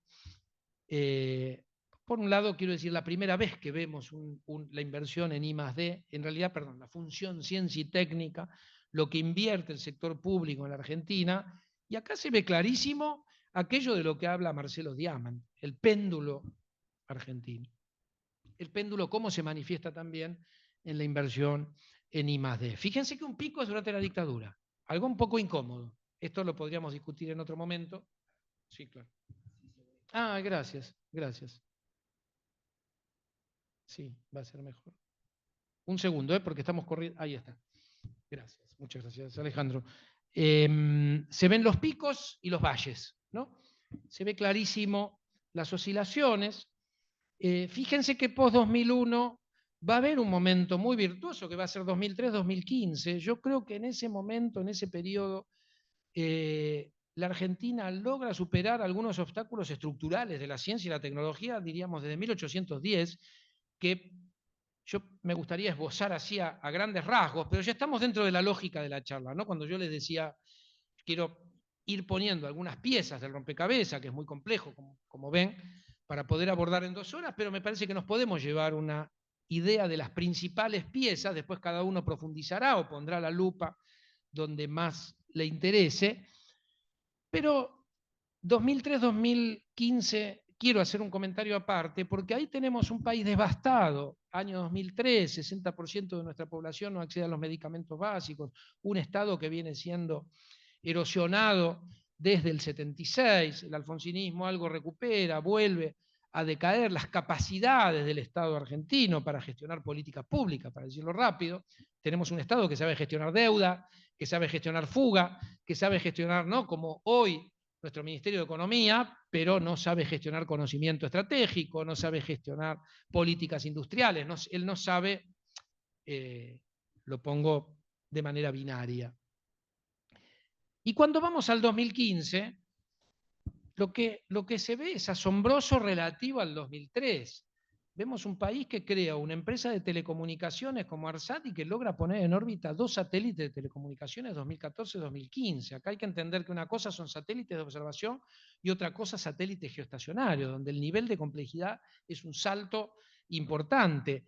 El sector nuclear, que parecía haberse desvanecido en el aire en los 90, de pronto el 2006 es relanzado y al 2015 se había logrado terminar Atucha 2, que había sido paralizada en la década de los 90. Es el primer caso que se conoce de un país que termina una central nuclear donde la empresa que aportó esa tecnología no se quiere hacer cargo o no participa porque dice, no, nosotros ya esta tecnología no la gestionamos, no es que sea obsoleta, no queremos involucrarnos, que era la empresa Siemens alemana, y la Argentina logra terminar las capacidades nucleares argentinas con el Centro Atómico Bariloche, el Instituto Balseiro, un programa de medicina nuclear, lo mismo con producción pública de medicamentos. Se crea en 2015 una Agencia Nacional de Laboratorios Públicos, 36 laboratorios, etcétera, etcétera. Nanotecnología, biotecnología, por primera vez la Argentina va a tener un ministerio de ciencia y se lo puede tomar como un hecho simbólico, pero como hecho simbólico solamente ya es importante porque es poner a la ciencia y la tecnología en la primera línea de las políticas públicas con rango ministerial. Después hay muchos aprendizajes, ¿no? Con Miguel de esto nos cansamos de discutir respecto de cómo la ciencia y la tecnología puede jugar en primera A y dejar de jugar en primera B, lo digo con metáfora futbolística porque en general funcionan en nuestro país, nos guste o no nos guste el fútbol. Yo no soy futbolero, pero las metáforas futbolísticas funcionan. ¿Qué quiere decir esto de jugar en primera A? ¿No alcanza con crear un ministerio? No, alcanza con crear un ministerio y darle espalda, involucrarlo en sectores estratégicos. ¿No? Fíjense que los sectores estratégicos no estuvieron en el Ministerio de Ciencia, estuvieron en el Ministerio de Planificación, el Ministerio de Salud y en Defensa. El Ministerio de Ciencia tuvo el CONICET, la agencia. Bueno, ahí hay mucho para aprender de cómo el Ministerio de Ciencia de Brasil, creado en 1985, desde su propia creación por José Sarney, con la democracia, la llegada a la democracia, se crea un ministerio, siempre estuvo involucrado en los sectores estratégicos. Entonces, cuando uno ve sentarse a los funcionarios de Brasil y funcionarias por el tema petróleo offshore, por ejemplo, se sienta el ministra de Ciencia de Brasil. Y dice, qué bien. Y sí, claro, la ciencia y la tecnología, ¿cómo no va a tener? Si uno habla de vaca muerta, ¿no? ¿Qué tiene que ver la ciencia y la tecnología en la Argentina con vaca muerta? Bueno, pero creamos YPF en 1922. Entonces acá, otro corolario. Primero, ahí ven el pico, ¿no? Ahí hay como un pequeño Aconcagua, digo, que es muy modesto ese Aconcagua, porque es un 0,30 y pico, más el 0,2 privado, que es nada, y ahí el reclamo a la inversión privada, que no tiene que ser solo un reclamo, porque de nuevo acá no hay culpables que voluntariamente tienen que venir a invertir. Acá es un problema de cómo se organiza una sociedad, cómo pueden sus políticas públicas ser lo suficientemente eficaces como para atraer inversión privada para la ciencia y la tecnología. Y ahí aparecen las culturas empresariales. No le vamos a pedir inversión privada a las pymes, que hay que darles apoyo y en todo caso transferirles conocimiento. Sí tenemos un sector enormemente capitalizado que aparece en la revista Forbes, que no invierte en ciencia y tecnología o en investigación y desarrollo, ¿no? Ahí está uno de los problemas que marcan este péndulo.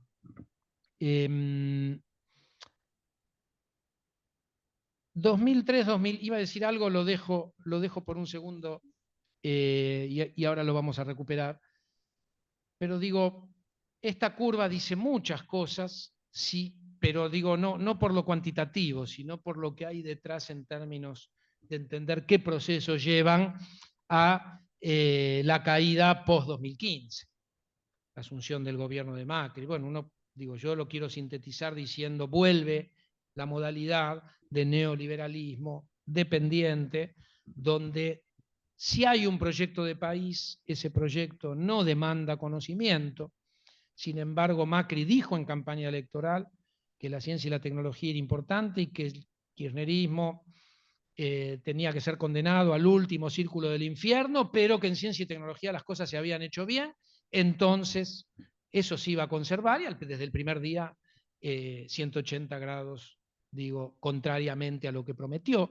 Entonces ahí se ven factores interesantes. ¿Por qué un gobierno de derecha o neoliberal al estilo Argentina tiene que mentir en campaña respecto de la ciencia y la tecnología? Y ahí se ve el factor cultural.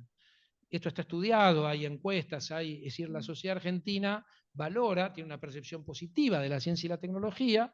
Quien quiera ganar votos tiene que hablar bien de la ciencia y la tecnología hasta el 2023.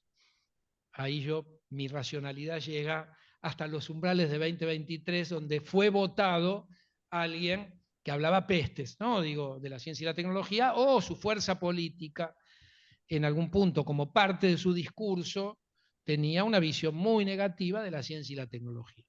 Acá hay mucho para decir, ¿no? Porque yo de nuevo, simplifico yo tendría mucho para decir de cómo fue posible, ¿no?, que pueda haber un discurso público tan negativo cuando desde el Ministerio de Ciencia, por ejemplo, hubo muchas encuestas, y esto se sabe en general que a nivel cultural en la Argentina la ciencia y la tecnología tiene una inserción positiva. Profesor Hurtado, ¿me permite una última intervención? Sí, claro. Eh, No última, no tiene que ser la última. Esta está, digo, para no desviar su itinerario, pero lo que quiero decir es, no hay inversión en ciencia y tecnología si no hay mercados competitivos que requieran innovación para mantener el liderazgo. Y estos no son nuestros mercados. Entonces, no parece plausible que se deba a que no tengamos inversiones en ciencia y tecnología tenga que ver con empresarios estrechos de visión. No hay necesidad en mercados cerrados, limitados, de innovar. Más bien, la ventaja competitiva tiene que ver con la apropiación de segmentos del Estado o facilidades. Y esa es nuestra limitación.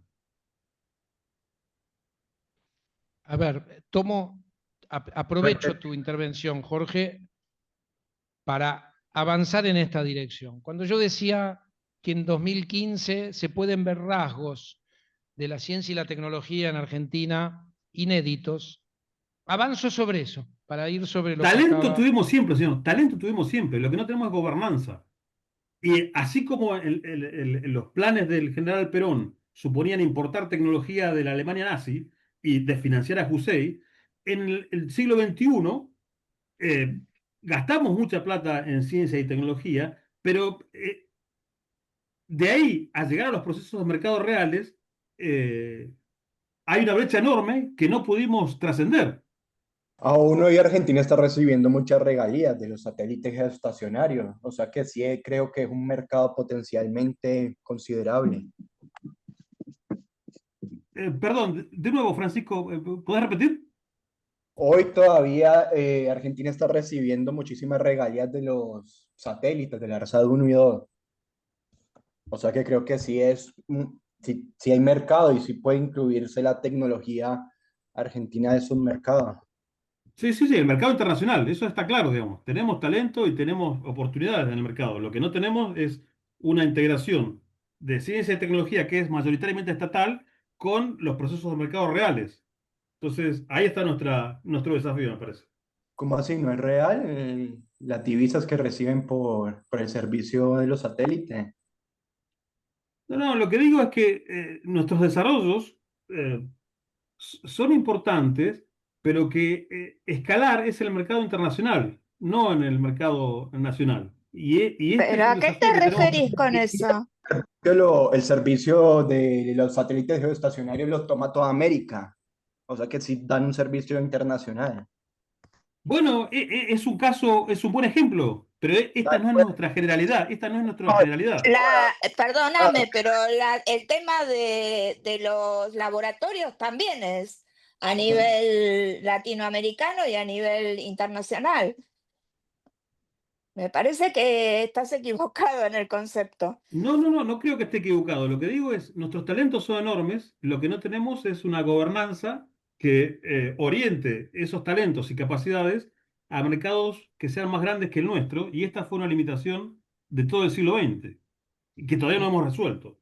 Me dejan poner por un segundo en stand-by la discusión, agrego una pieza a lo que estamos discutiendo y volvemos. Sí, señor. ¿Puedo? Sí, señor. Fíjense ahí la diapositiva, la fijé adrede por la discusión, como un ejemplo. Un caso exitoso, relativo a América Latina exitoso, que es el sector nuclear, y a la derecha un spin-off sectorial, que es el sector satelital. Lo quiero poner como caso, y después en todo caso podríamos contraponerlo a la producción pública de medicamentos y al sector farmacéutico argentino. Para tomar dos casos, porque me parece que en esos dos casos está todo lo que ustedes están introduciendo como elementos de discusión. Primero, si a mí me preguntaran, ¿por qué decís que es exitoso el sector nuclear en la Argentina y como desprendimiento el sector espacial, al punto de que yo lo llamé, ustedes no lo pueden ver ahí, pero digo, le hablo a la gente que está acá en el aula, a los colegas, dice ecosistema nuclear espacial. Esta idea de que el sector nuclear logra generar, permítame utilizar el concepto de ecosistema o protoecosistema como un conjunto de instituciones y empresas interconectadas que hacen posible, ahí donde dice Dioxiter, Conoir, FAE, es la cadena de valor del combustible nuclear. ENSI es la empresa que produce agua pesada en Arroyito. La CONEA, Nucleoeléctrica e INVAP son la columna vertebral, tanto del sector nuclear e INVAP como correa de transmisión entre el sector nuclear y el sector espacial. Y algo parecido, más chiquito, podemos ver en el sector espacial. Hoy Nucleoeléctrica está queriendo ser privatizada, ¿no? INVAP fue transformada de sociedad del Estado por este gobierno en sociedad anónima, y entramos todos en pánico porque pensamos que en una de esas la están queriendo transformar en sociedad anónima para privatizar completa o parte de la empresa INVAP. Creo que no se va a poder eso hacer. Pero lo que les quiero mostrar es que ese sector logró atravesar obstáculos económicos, políticos, que otros sectores no lograron. La Argentina quiso fabricar aviones y exportarlos, quiso tener investigación y desarrollo en el sector de hidrocarburos. En el sector de medicamentos, su primer empresa pública de medicamentos se crea en 1947. Y sin embargo, ¿dónde están esos sectores? Vimos electrónica de consumo, vimos el sector informática, la SLAI, la Escuela Superior de Informática Escuela Superior Latinoamericana de Informática, que crea el gobierno de Alfonsín como un balseiro de la informática que va a clausurar el gobierno de Menem a los 4 años. Tuvo 100 egresados, de esos 100 egresados uno puede ver una cantidad de perfiles de una potencia hoy ocupando lugares. Imagínense si ese instituto hubiera seguido, ¿no? Hubiera dado resultados probablemente en el sector de...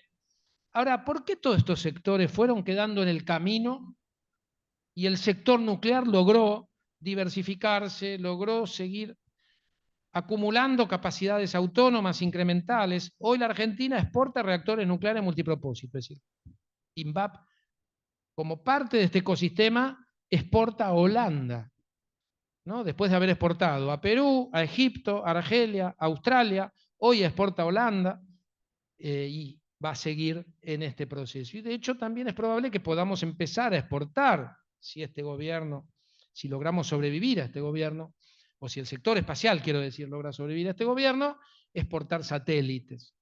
La pregunta es, para ir a la discusión con elementos, ¿no? Para no sacar leyes generales, lo que pasa es que en la Argentina es tal cosa, lo que pasa que en la Argentina tal cosa o tal otra, me parece que habría esas afirmaciones, bajarlas a nivel sectorial, donde la Argentina hizo sus apuestas estratégicas y donde en aeronáutica podríamos decir que la Argentina fracasó. Estamos muy orgullosos del sector aeronáutico, pero sabemos que tuvimos un caza-reacción en el año 56, al año 55, que va a ser desmantelado, el Pampa, el Pucará, pero hoy no le exportamos un avión a nadie y lo seguimos intentando.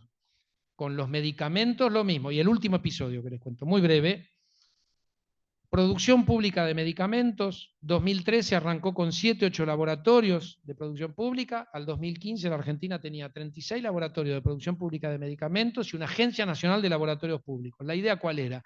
Que funcionara como un YPF, porque están las transnacionales farmacéuticas que ponen cualquier precio, y si queremos tener políticas públicas de salud necesitamos precios razonables, por lo menos para los medicamentos básicos. Muchos de ellos patente vencida, que pueden producir laboratorios públicos. 2010-2011, para gestionar la ley de producción pública de medicamentos, la idea era buscar puentes con una industria nacional farmacéutica potente, pero que no invierte en investigación y desarrollo. ¿Por qué es potente? Porque fracciona y exporta. Produce dólares, pero fraccionando y exportando. El conocimiento lo importa, de la India, de China, de Estados Unidos, lo que se llama los componentes activos de los medicamentos. Entonces, bueno, perfecto, dejemos de importar y los laboratorios públicos producen la I+D que no produce el sector privado. Bueno, vayan a revisar la batalla que se dio con el sector privado diciendo que es competencia desleal si el Estado argentino invertía en I+D pública. Lo dejo ahí, pero vayan a ver la batalla. Entonces digo, para evitar las afirmaciones generales, tratemos de ir sector por sector, veamos qué pasó en aquellos sectores a donde en los cuales nuestro país apostó. Podríamos hacer, si ustedes están de acuerdo, pues la Argentina apostó al sector automotriz, sí, claro, apostó al sector hidrocarburos, sí, claro, hoy tenemos vaca muerta, apostó al sector nuclear, sí, en el sector energético, a hidroeléctrica también, IMSA, empresa nacional que produce usinas, bueno, acaba de ser no privatizada, extranjerizada.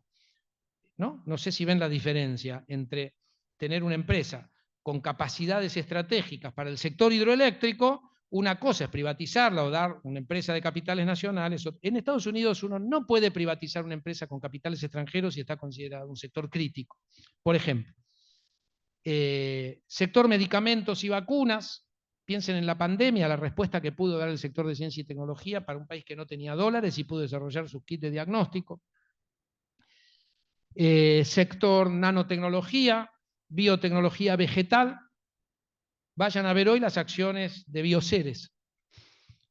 Se los doy como ejercicio, cuando digo vayan a ver no es retórica, les pido por favor, vayan cuando llegue hoy, cuando se termina esta, vayan y vean que cayó en un 90% las acciones de Bioceres, que es una empresa nacional que produce semillas, biotecnología, etcétera, etcétera. Entonces, quiero decir, ahora me callo y si les parece sigamos en la discusión, pero tratemos de ir viendo en términos sectoriales dónde apostó la Argentina, en qué momento ganó capacidades, en qué momento las perdió, y acá permítanme poner este gráfico con el que pueden acordar o no, pero cuando se habla de péndulo argentino, lo que yo intenté en este gráfico, para fines de una clase, ¿no? Tómenlo como algo didáctico, no, por favor, no piensen que con esto se puede publicar un libro, es simplemente tomar los rasgos de lo que yo creo que son los dos proyectos de país que se están enfrentando en lo que Diamant llamó el péndulo argentino.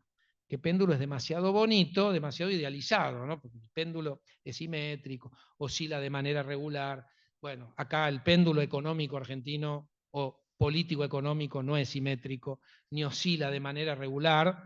De un lado está el poder económico, financiero, hoy podríamos decir que están los fondos buitres, detrás del litio argentino, están los fondos buitres, igual que detrás de los bonos de deuda argentinos, ¿no?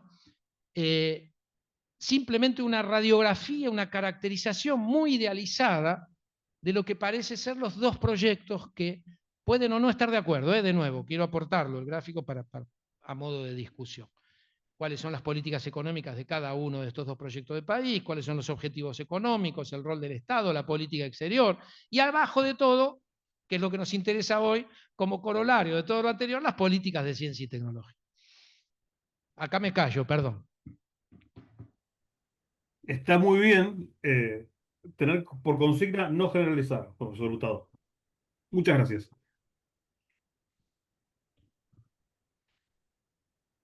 Yo puedo seguir hablando 6 horas. Adelante, adelante, está muy bueno.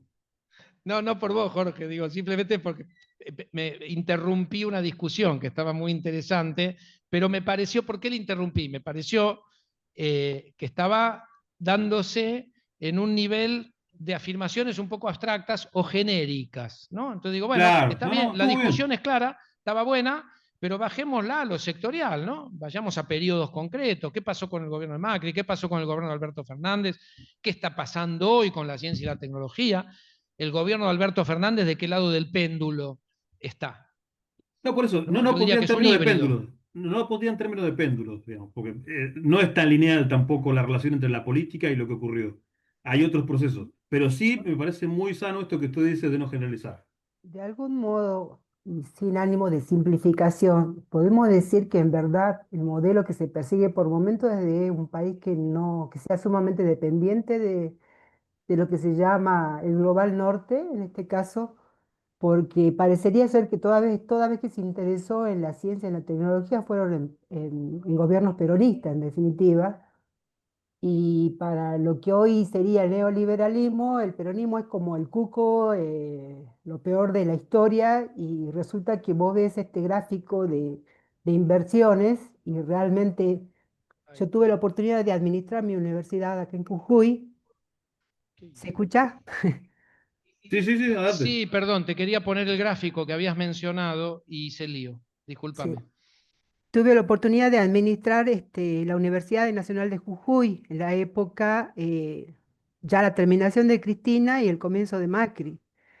Y la verdad que la cantidad de programas que veía en ese momento, hasta ahí era muy crítica del peronismo, y veía una cantidad de programas con una finalidad de integración, sobre todo en nuestra región que están bastante diferenciada por zona, con bajas densidades, muy pobre, y la verdad que era un proyecto que incluía a estos sectores que parecían olvidados por la historia. Entonces comencé a cambiar mi visión del peronismo. En realidad, siempre me consideré el lado social, pero no me consideraba peronista. Y cuando vi estos programas, en verdad noté que eso ayudaba a que estas regiones fueran saliendo, surgiendo de esa extrema pobreza, de ese término olvidados, pero yo hoy con esta gráfica de inversión pública vuelvo a ratificarlo, digamos. Entonces estoy llegando a la mala conclusión, en tal caso muy simplista, de que hay un estados poderosos que nos prefieren pobres y sometidos, en definitiva, porque mientras más dependientes seamos, mejor para ellos. Fíjate, No hay Fernanda, que actividad, no hay actividad hoy que tenga esta miseria de asignación presupuestaria, ni en salud, ni en defensa, ni en ciencia y técnica, y en ninguna. No hay proyecto, no hay ninguna conspiración. Esto es la improvisación absoluta de él. Así que no esperemos nada, pero sí podemos pensar alternativas. Pero no se llega por casualidad, no elegimos a un presidente por casualidad. Yo creo que tiene mucho que ver también, más allá de tal vez el hartazgo de un estado de bienestar que sobrepasó, digamos, en este caso. Pero en realidad también creo que hay una campaña muy fuerte, que hasta hace no mucho funcionaba, ¿no? De esto los corruptos, esto los ladrones, esto lo que se roban el PBI, y la gente de algún modo. Fíjense si no lo que ocasionó hoy el último impacto de coimas del Estado, del presidente actual, en donde caló profundamente en la sociedad, que yo dije son víctimas de su propia campaña, ¿no? Porque digamos, demonizó tanto al peronismo o al kirchnerismo de ladrones, de corruptos, de todo, y en realidad no se muestra. Yo sí tuve la oportunidad de ver crecer. Es más, nosotros reabrimos una sede en una región que estaba totalmente, es Ramal, zona riquísima, pero estaba totalmente venida abajo y pudimos reabrir la sede de la universidad en ese lugar con un proyecto, en ese momento iniciado por Cristina. Entonces, la verdad que y repatriar, nosotros estamos trabajando ahora en este momento con científicos argentinos repatriados en lo que es el proceso de utilización para la extracción de litio del uso eficiente del agua, digamos, en este caso, que es tan escaso en la zona de la Puna. Entonces, todo eso lo pude aplicar sin robarme un peso, pero son proyectos que cuando yo los leí, la verdad que me hicieron cambiar totalmente mi visión de mi país, digamos. Eso es lo que yo quiero, verlos crecer. O sea, tenemos que crecer, tenemos enormes recursos y pareceríamos que somos todos unos delincuentes y en realidad yo creo que hay una enorme posibilidad de crecimiento si realmente aplicamos debidamente los recursos, en este caso, ¿no? Esa es mi visión particular. Creo que no llegan por casualidad los gobiernos. déjame agregarte un par de matices, digamos. Estamos siendo injustos con el gobierno de Alfonsín. El gobierno de Alfonsín tuvo una muy buena política de ciencia y tecnología en un momento muy adverso, ¿no? Y si dejó algo el gobierno de Alfonsín fue la recuperación de las instituciones de ciencia y tecnología para la democracia. Disculpe, profe, lo reconozco. Es más, yo dije que cambié No, Es ya más, lo sé, pedí simplemente disculpas para. a Alfonsín de mi opinión respecto a él, porque una vez que leí todo lo que realmente heredó y lo que sufrió, digamos, en definitiva, en este paso tan importante para nuestro país hacia la democracia, la verdad que hoy reconozco que fue un grande, definitivamente. No, y tuvo una política científica muy, muy sofisticada. Yo cuando hice el balance rápido, hubo muy buenas intenciones y pocos resultados, pero esos pocos resultados para la época fueron muy importantes y después tuvieron como rebotes, fueron recuperados muchas de las iniciativas. Y algunas de las cosas que se hicieron bien después fueron desmanteladas en los 90, ¿no? Como la Escuela Superior Latinoamericana de Informática, el proyecto Cóndor, que fue desmantelado. Y un factor más, que tal vez yo fui muy poco riguroso, no lo incorporé de manera explícita más allá de que lo fui mencionando, que tiene que ver con los distintos momentos de los condicionamientos geopolíticos, ¿no? Yo decía, en los 60, los 70, claramente la doctrina de seguridad nacional, las dictaduras militares que tuvieron un sentido muy claro de acompañar la inversión extranjera en nuestros países y en algún sentido frenar o obstaculizar o distorsionar procesos políticos, económicos. Cuando vamos a la década de los 80, la geopolítica aparece de la mano del FMI, del endeudamiento y los condicionamientos económicos, ¿no? La imposición a Alfonsín de ajuste estructural, austeridad, la llegada, ¿no?, del FMI, los programas, los 90 en esto van a ser emblemáticos, pero quería llegar a este punto, al presente. Hoy el escenario geopolítico es muy, muy complejo. Y en algunos aspectos, si a mí me preguntaran dónde hay una lucecita desde la mirada nuestra, ¿no?, de pensar políticas de ciencia y tecnología, procesos de aprendizaje, es decir, cómo hay claramente esto que estamos viendo como conflicto hegemónico y donde se están planteando dos proyectos de planeta. De un lado tenemos la vieja geopolítica del patio trasero, que hoy la Argentina la padece como ningún otro, porque hoy la Argentina es bastión de un orden, a mi juicio, decadente, y del otro lado, la emergencia de China y el grupo BRICS, que estarían planteando un orden multipolar muy diferente, ¿no? Esta ilusión del fin de la historia, que con el colapso de la Unión Soviética parecía que el mundo quedaba congelado en las democracias liberales o neoliberales. Bueno, eso demostró ser una ilusión breve. ¿Qué pasa cuando uno piensa a la Argentina hoy alineada al grupo BRICS o a un proyecto de multipolaridad, ¿no? Ahí se abren muchas dimensiones que hoy no estaríamos pudiendo no ver, sino sería, ¿cómo decir?, utópico pensar hoy algunas de las ventanas que se abren para la Argentina desde el orden multipolar, sobre todo pensando en colaboración regional, en formar parte de la ruta de la seda, y acá, claro, digo, no es que China sea el hada madrina, sino que ya solo el proceso de planteo de apertura a la multipolaridad ya significa para América Latina una oportunidad, porque el patio trasero ya lo conocemos, ¿no? Lo conocemos desde hace 60, 70. Son procesos en ciernes, profesor, que ciertamente proponen nuevos alineamientos que todavía no están claros. Ahora, no hay que perder de vista, y como decía Enrique Dussel, que no tiene nada que ver con el liberalismo, China es la autocracia más antigua del planeta. Hoy, o durante el siglo XX, disfrazada de progresista. Entonces, yo quiero hacer este sugiere... ejercicio, es decir, ¿qué se abre para la Argentina? ¿Qué posibilidades se como ejercicio, ¿no?, digamos, que podemos pensar acá? El alineamiento con los BRICS, ¿qué le permitiría a nuestro país en términos de políticas científico-tecnológicas que por supuesto van en algún sentido de la mano con políticas industriales o con la salida de esta timba y primarización, ¿no? Bueno, la ruta de la seda supone un circuito para hacerse de recursos naturales, no de transferir algo, ¿eh? Y el puerto de Chancay y el chileno, que no me acuerdo cómo se llama, que está en construcción, lo atestiguan.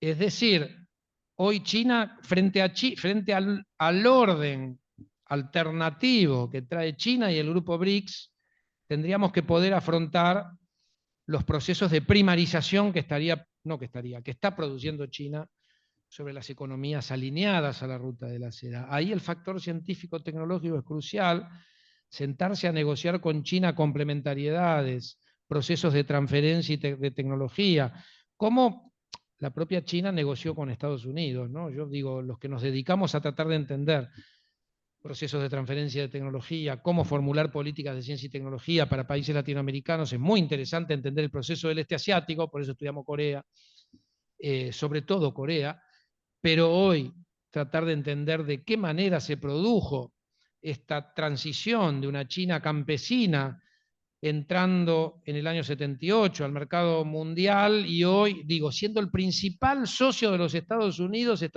llevándolo de la mano a China en el año 2000, 2001, a entrar a la Organización Mundial de Comercio, y hoy China el principal enemigo, eje del mal, enemigo sistémico, no sé cómo le dicen en los documentos, ¿no? Frente a ese proceso, lo que señalás vos, Jorge, está muy bien, me parece, quiero decir, que hoy tenemos ahí un desafío. Yo digo, déjenme plantear una posición particular. El lugar, para mí, el lugar natural de la Argentina y de América Latina está en el grupo BRICS, pero el grupo BRICS no trae solución a todos los problemas. ¿Cómo enfrentamos los procesos de primarización? ¿Cómo debe ser una política científico-tecnológica, una política exterior argentina de negociación con China y con el grupo BRICS para poder tener procesos de recuperación de sectores estratégicos, incorporación o generación de procesos de acumulación de capacidades autónomas, incrementales, con diversificación de nuestra economía, al viejo estilo de industrialización sustitutiva, pero en un escenario bastante más complicado y que va a requerir colaboración regional, ¿no? Ahí, de nuevo, quiero decir, la ciencia y la tecnología parece un factor crucial para tratar de entender cómo plantarnos frente a este nuevo orden multipolar, si es que esto es lo que nos conviene, ¿no? Es un gran desafío. Muchas gracias por una gran clase, profesor Hurtado. Debo decir que no adhiero linealmente a lo que usted ha propuesto, pero sí nos ha ofrecido una gran invitación a pensar.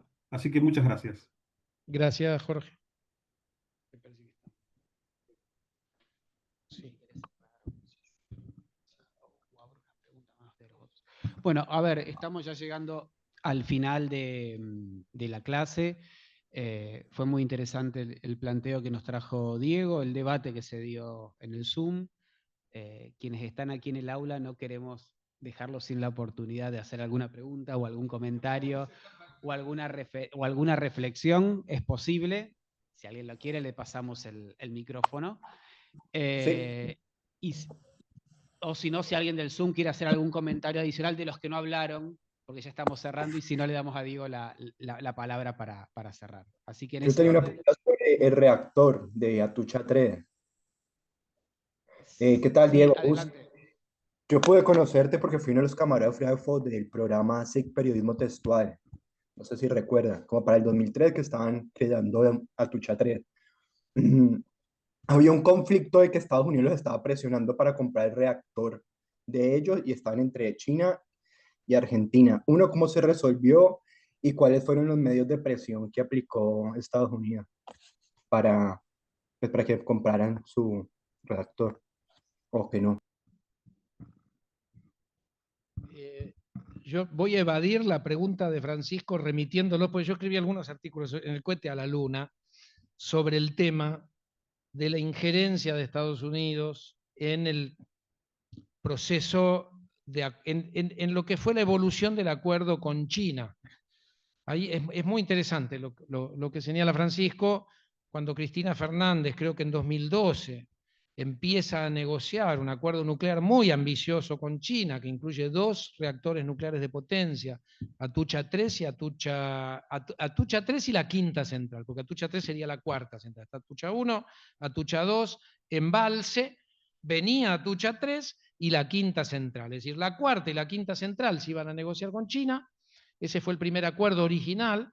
La negociación fue muy interesante porque China quería una central de su tecnología a venderle a la Argentina, y la Argentina dijo, perfecto, nosotros te compramos tu reactor Hualón 1, pero primero hacemos una sociedad y nos ayudas a construir aquel reactor para el cual Argentina tiene sus capacidades, que es lo que se llama modelo Candú.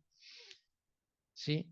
Había una estrategia en el acuerdo con China, porque Argentina con China realizando un Candú iba a terminar de cerrar el ciclo de producción de sus propios Candú. Entonces Argentina, como la India, iba a poder empezar a producir sus propios reactores Candú. Y entonces ahí se le compraba el quinto reactor a China. El gobierno de Macri defrauda o degrada este acuerdo porque elimina al Candú y deja solo el reactor Hualón. Y ya pierde sentido, ya generó muchas internas dentro del sector nuclear. Es inútil ahora meternos, pero va por ahí me parece la mención que hace Francisco, Y todo este proceso con la injerencia creciente de los Estados Unidos, que hoy se ve clarísimo, no se veía muy claro en el 2016, 2017, se empezó a ver muy claro cuando Alberto Fernández viaja a Beijing en enero del 2022, a firmar un acuerdo, firma 10 acuerdos, uno de ellos por la cuarta central, que ya era el modelo Macri tergiversado, no era el acuerdo original de Cristina, y a partir del viaje a Beijing de Alberto Fernández, el viaje a la Argentina de delegaciones de funcionarios de Estados Unidos a presionar porque la Argentina deje de vincularse con China en el área nuclear. Bueno, hoy eso está generalizado a cualquier sector, ¿no? Ahí hay 2 centrales hidroeléctricas en la Patagonia que están paralizadas. Es decir, la pregunta de Francisco me parece crucial. Ahora, siguiendo a Alejandro, dijimos que terminábamos, les pido 1000 disculpas porque por la cuestión horaria, yo me quedo con la sensación de que fue una clase un poco deshilachada por la cantidad de elementos que había que introducir para poder llegar al presente. Por eso déjenme cerrar diciendo, primero, yo les dejo el PowerPoint, no tanto porque el PowerPoint sea nada muy, muy especial, sino porque ahí hay citados algunos autores, autoras, que puede valer la pena, si les interesó alguno de los temas en particular, y finalmente yo le voy a pasar a Alejandro un articulito muy breve que se va a publicar ahora, se lo voy a pasar en PDF, que en algún punto sintetiza los principales argumentos de esta clase de manera un poquito más prolija, con toda la bibliografía de respaldo, ¿sí? Entonces les dejo el PowerPoint, un PDF que sigue el hilo, es decir, no tienen por qué coincidir, es una manera de conceptualizar algo muy complejo en unos pocos rasgos, como para poner de manera sintética el problema de la desconexión de las actividades de ciencia y tecnología de los sectores estratégicos en la evolución de la economía, la política, la cultura en la Argentina, ¿sí? Bueno, gracias por la paciencia y si les parece, dejamos acá. Bueno, muchas gracias, Diego, por la clase y efectivamente van a quedar estos materiales, el artículo y seguramente si hay alguna pregunta específica o algún contacto, el correo electrónico para seguir esta conversación. Bueno, con esto cerramos el taller, damos forma a los alumnos que son de la maestría a esta materia que se llama Taller con Funcionarios y el mes que viene, el 15 de octubre, por lo pronto tenemos confirmado un nuevo taller, en este caso discutir algunos aspectos de administración pública bien específico y con eso vamos a cerrar el ciclo del año de talleres con funcionarios. Bueno, Diego, muchas gracias y bueno.